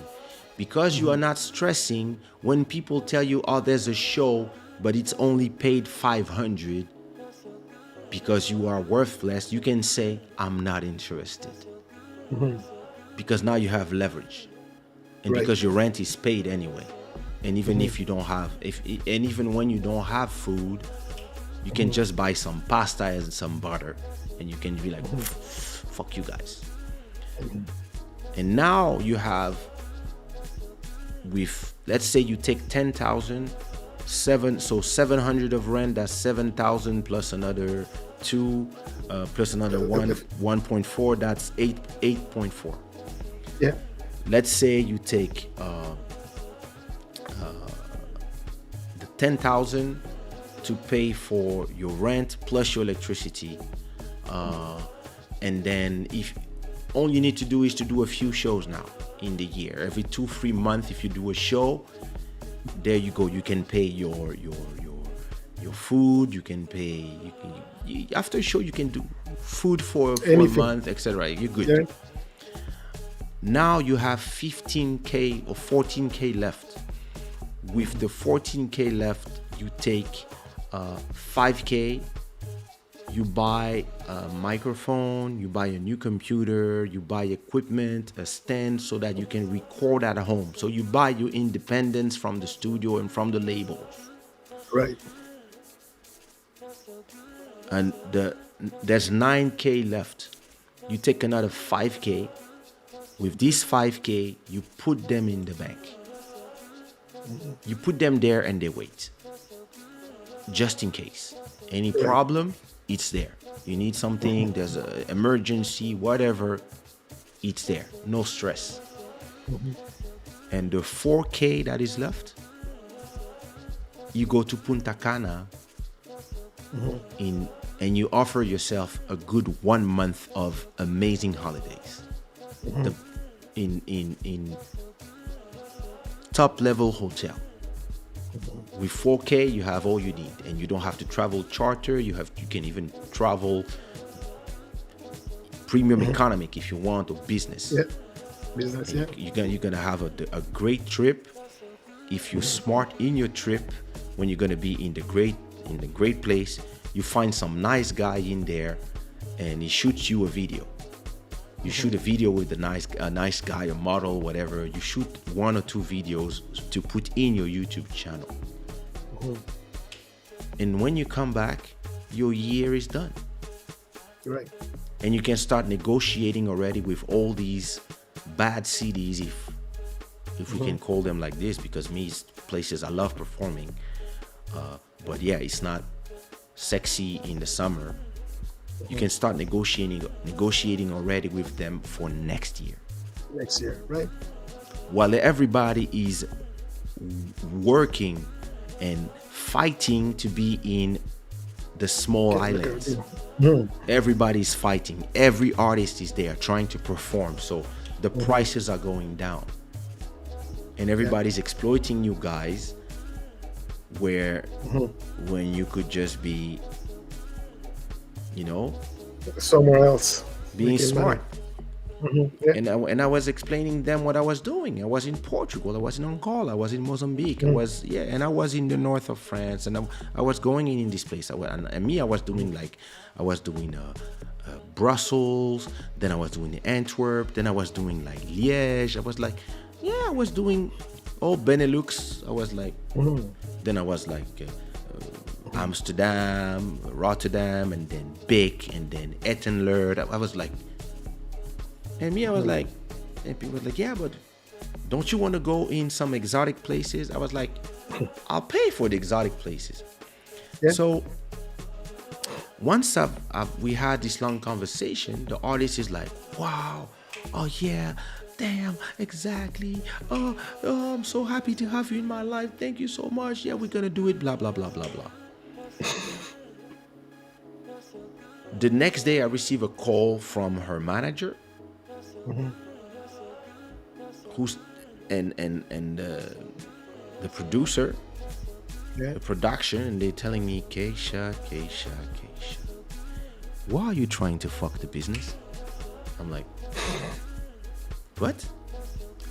Yeah, you're trying to fuck the business. I'm like, no, I'm not trying to fuck the business. What you talking about? Oh, I'm talking about these two artists that you gave them some crazy ideas. They came in the morning saying, Kaysha said this, Kaysha said that, Kaysha said we should do this, Kaysha said that, Kaysha said that there's conflict of interest, Kaysha said that, wow, you guys are...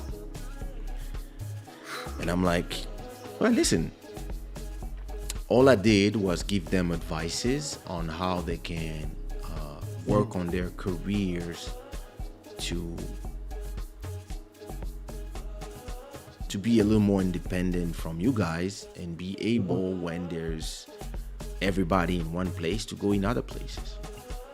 And they replied to me, Kaysha, Mr. Mokolo, you don't understand what these artists want. I say, I know, these artists want to survive. And he replied to me, no, they don't care about surviving. Really? They just want to post the photos on the jet ski, because the others are posting photos on the jet skis. They want to post the photos on the jet skis as well. And I was like, nah. After the conversation we had, they don't care about all your free shows and your stuff for the looks. And they were like, no. They all want to pretend that they are rich to the eyes of the other artists who pretend they are rich when they are all poor. All of them are eating rocks and singing for 300 in promo in the West Indies, but then they all post on Facebook, oh, I'm on my jet ski, oh, I'm here at whatever hotel, oh, here's me with my cigar, but all this is just for the photo. In reality, they're all struggling. And I'm like, yeah, I understand that, but after the conversation I had with them, because it was two girls, after the conversation I had with them, trust me, they will not go anywhere, because I show them the plan, how to make it happen and how they're gonna be whatever. And I'm like, well, listen, I just proposed to them 1 month in a hotel, all paid, in the West Indies. In exchange, they do 10 shows for free. And I'm like, Wow. nope, they will not accept, because now they know. And he's like, do you have Facebook? Go to their Facebook. Wow. I go to the Facebook of the girls, and I see them in the swimming pool in the West Indies doing the photo. And it was like 24 hours later. And I was like, wait a minute, I was talking to them yesterday. They were crying in Paris. What happened? Oh, They came to us after talking to you, and we put them in the plane in the morning. They just arrived and they already put the photos because they just want to put the photos like the others. So I understand what you're trying to do, but all these people just want to be exploited, my friend. And I was like, Yeah. Now, I guess that is also because people are afraid to be the pioneers in certain areas. They're afraid, and they you know what? It's even worse than the pioneer. They're afraid to put in the work. right. Yeah. It's better to have somebody tell you, hey, you're gonna have a hotel, you're gonna have food, you're gonna pretend that you are amazing, and I'll pay for everything and I'll do all the work, and actually I'm gonna give you 300 for every show you do. You're gonna do 20 shows for me. I'm gonna give you 6,000 at the end of the holidays, but I'm gonna sell them for 20,000. You know, I'm gonna sell them for way more than that. Sometimes they would sell the shows for 50,000, but they will give them like 3,000 or 6,000 to share in two, and say, yeah, you know, that you have, that was promo, you know, and because they're not everybody has the same priorities. Some people, their priorities is to create a sustainable business for the future, to feed their kids and their family and make sure that they're good for the whole year. And some others, they just want to show off. Right. And listen, after that, I was like, I'm done. Like, I'm done with free consulting, because I just imagined this whole business as I was talking to them. We could do this. Listen, that's not my job, but I can call the clubs for you. I can do the whole thing, and I don't even want a percentage. Maybe I'll take 1,000 just for my work, but. And now I'm like, Yeah. That's true. Yeah. I can tell you that's a reality of the showbiz. Yeah, like, listen, the showbiz is like everybody prefer the easy route. Everybody is more interested by taking the easy route than putting the real work, and making sure that you are doing something for the future, you know, like, and it's not even for the future. I mean, in a way it was for the future. You work for 3 months and you know that you are safe because you paid your rent for the whole year. Or even you could do even something better. Once you have your 24K, if your rent is 700, you can pay your rent for 2 years. Because it doesn't mean that you don't have shows after, because the rest of the year you're still gonna have shows, but now you have the choice. You can say, yeah, this is my price. You can say under 1,000, maybe 800. I don't do club playbacks. That's my minimum. And then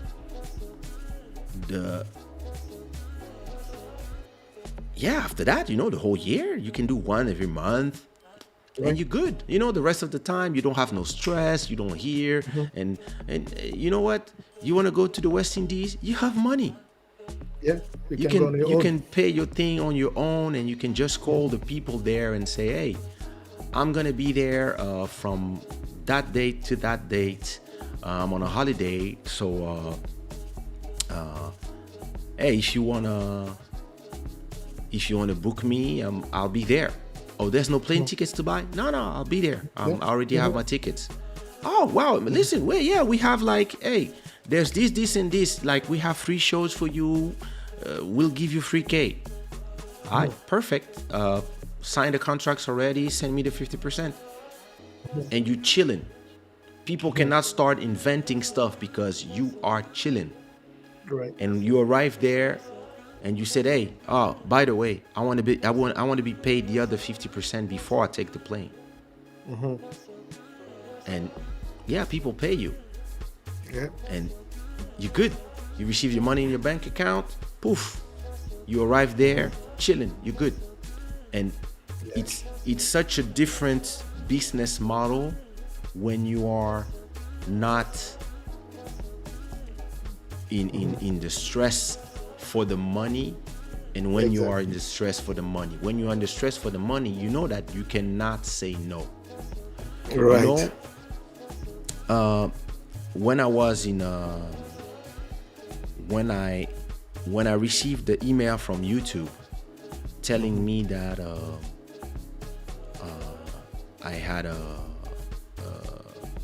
I would have monetization on my channel.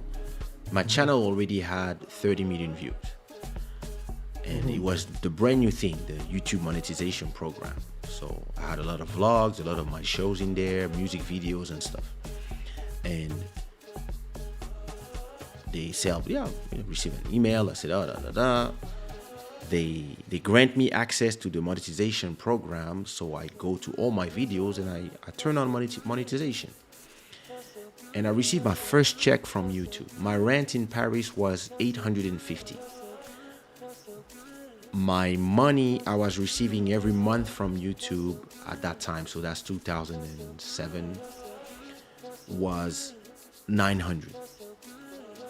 The first money I received from YouTube was $900. Then the next month, $900. Then the next month, $1,000. Then $900. Then $1,000. Then $1,001. So more or less a medium of $1,000 or $900, $950. Soon as I start receiving money from YouTube that was paying my rent, I was like, yes, hello? Yeah, we have this club and Oh, we only have 500. I'm not interested.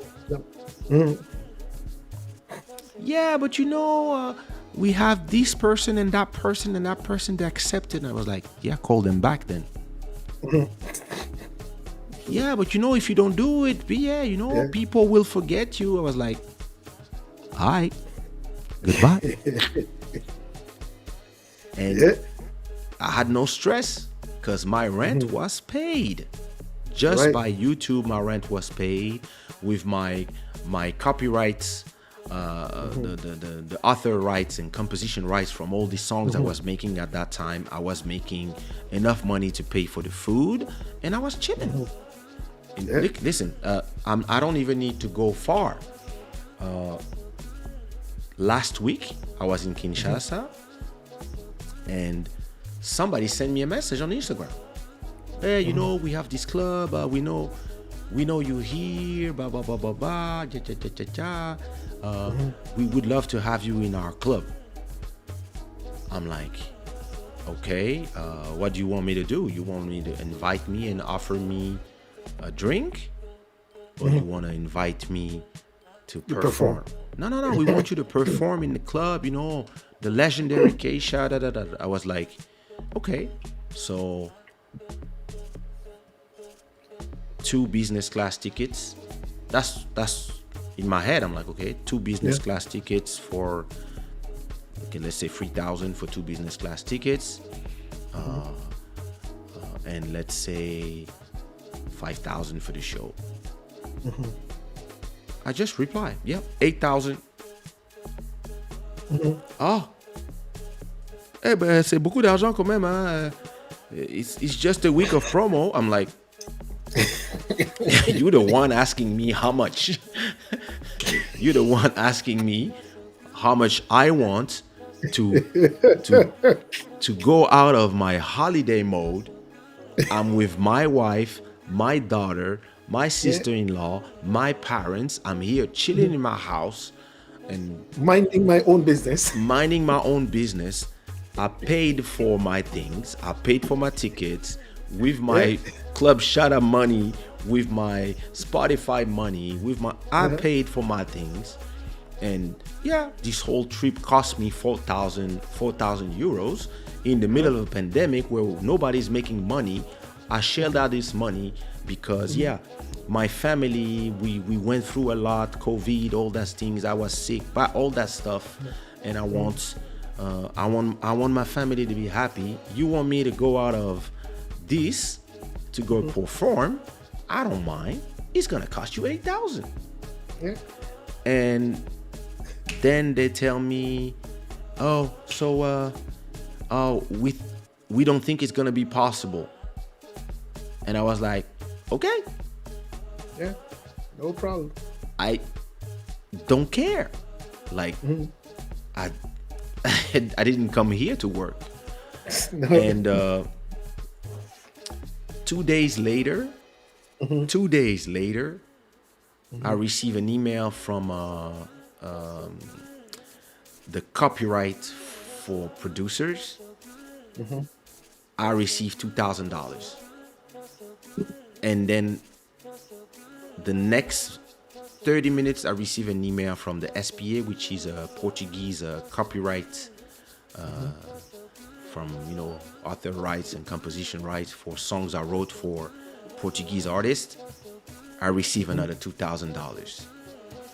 I just paid my holidays just like Back. that. Yep. And then I was like in bed. I was like, I think I'm gonna eat some makembas. And the thing is, all these artists, because they only understand instant, exactly, devenir. Because they only understand the instant gratification, they don't understand that this is how you create a long-lasting business. You think about your process, and you think about creating moves that will, in the future, will be meaningful.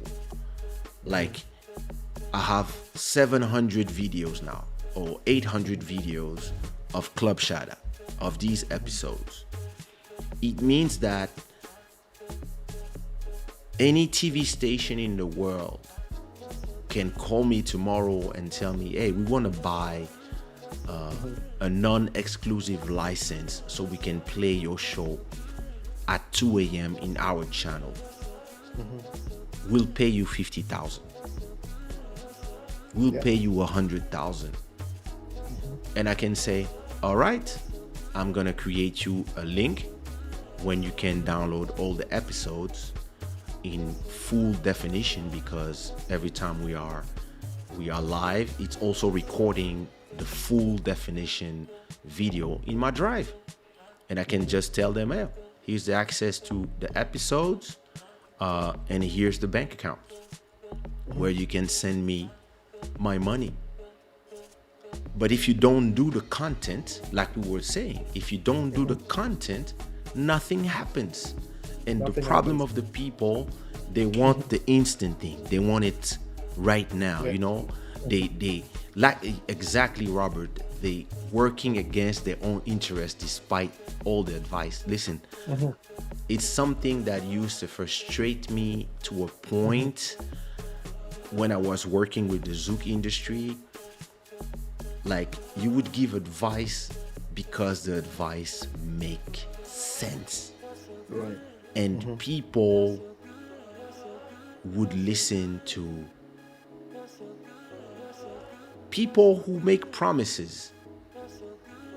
And just because the promises has more sugar, it stays a false promise. And you're like, hey, look, can't you see that this is not real? They don't care, because what you are proposing them is a reality where they're gonna have to work. They're gonna have to work hard. It's gonna take some time. It's gonna take 5 years to arrive where they want to arrive. And somebody's gonna tell them, hey, and you like, hey, listen, at the end there's 100,000, and somebody say, oh, 5 years. now. He said 5 years. This guy is crazy. Listen, I have 2,000 here for you right now. What you mean right now? No. No. Yeah. There you go. And they're gonna be like, wow, You see, huh? Kaysha is always talking about boring stuff, working this, going to bad places, that. I remember talking to one artist I was working with, and I told her, hey, listen, I'm 30, I'm 31, 32, you are 30 now. There's a new generation behind us. There's the people who are 25, there's the people who are 20, and there are the little girls who are 15. And all these people, they're coming for our place. At a point, they will be in our space, right? So I was like, listen, here's what we're gonna do. I'm gonna give you 30 instrumentals, and you're gonna write 30 songs. And we're gonna give all these songs to all these girls. We're gonna give to the girls who are 25, to the girls who are 20, who are starting to have the buzz now, and we're also gonna give to those who are 15, who are still finding themselves. We're gonna give songs to all these people, so that whenever any of these girls explode, we make money from copyright. And she looks at me and she's like, Kaysha, I can't believe that you are asking me to help my own competition. And I was like, I'm not asking you to help your competition. I'm asking you to be a realist and understand that in 10 years, when I'm 42 and you are 40, and the kids in the club are 20 years old, we're gonna look old for them. But if the kids who are 15 today, when they are 25, they're superstars, they sing the song that I produced and you wrote, instead of being angry because, oh, they took our place, we're gonna be like, so how's the hard work that is making me money? And she was like, I'm not working for competition. Today, she's starving, and I'm making money from all the people that replaced me. All the people who are now like Siquat Pedro, Blaya, Nelson Freight, all these people, even the younger ones, I made beats for them. And first hit of Judge made by me, first hit of whatever I made.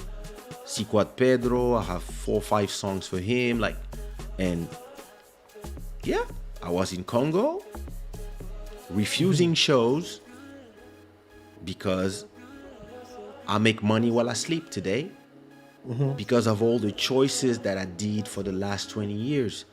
And and all these people that I've seen, they all chose the fast, instant gratification, I wanna easy road, the easy road. And that's crazy. And I was having a great conversation today with Bodhisattva, and I was telling him, bro, what we are doing with you, Quarantine Grooves, Joel, Dalia, everything we are doing, don't stop. Don't listen to the people. Don't listen to the people who don't believe, because what we are doing is a long-term plan. When we have 1,000 episodes, maybe at 500 episodes, we can look and be like, okay, what happened? What did change? We can look at the revenues. We can look at the number of people watching. Those people, after 5 episodes, they're like, oh, it's not working. Fuck that. And they turn off everything. If you want to create stuff that is taking you to the longevity, you have to be able to work for years. You have to be able to, and you have to be able that your this new venture you in is being paid by the venture of before. Right. When do a club shada, I don't really care of how much money it generates for 100 episodes, because I can sponsor myself with one of my brands, and I can play my own music, and everything. Some people say, "I like the music in the back." They're gonna Shazam, and they're gonna make me money from the music that is playing in the back. They're gonna make money from the music I play in the intro. They're gonna make money from watching the replay. They're gonna do this, or even if they don't even generate money from one episode, I have people playing 1,000,000 songs every month on Spotify and Apple Music, and that's enough to make everything work. And so then I can take the time to work on this until, you see, we had an amazing stream royalty on this episode, Mr. Robert Ford, that gave $100 of super chat. And the beautiful thing here is that you're gonna work for years until you can have 10 guys like this. Yeah. Because once you have 10 guys like this, your show pays itself just from super chats. If every episode you have 10 guys that give you 500, then every month, every week you make 1,000. Every month you make 4,000. Right. And this is just the proof of work, is knowing that there's one person that will do it. Because if you have one, now you need to find another 10.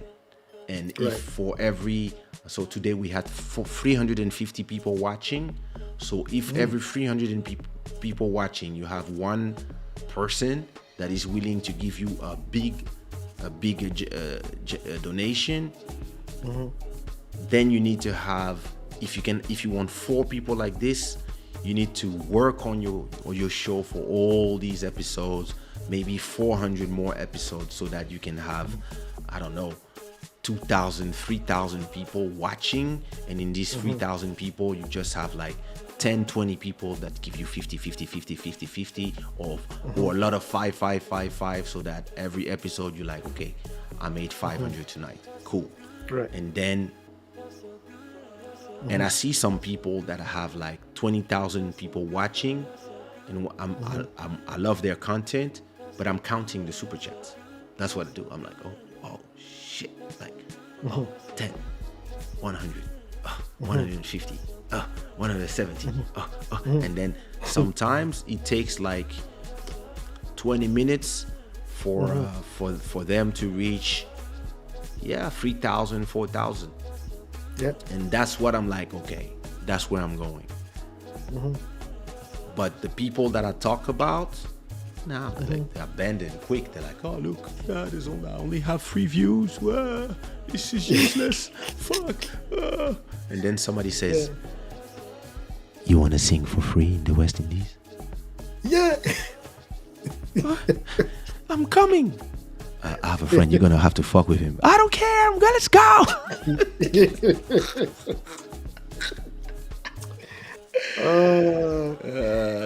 Kuzo, let me tell you. I came here. I was not feeling 100% well, but talking with you, energized. But I still need to rest a little bit. Me too. I'm still on. When you're in Congo, you tend to wake up. We tend to go to sleep because you have to be at home at 9. So we tend to sleep at 11, and we wake up around 7 a.m. So today I woke up at 7 a.m. So I'm really feeling. I really thought I wouldn't be able to do 3 hours, but I actually did. I did 3 hours, so that's amazing. Yeah, 3 hours. Yeah. My God, I can't believe it. It means I missed it. All So right. let me play So some music.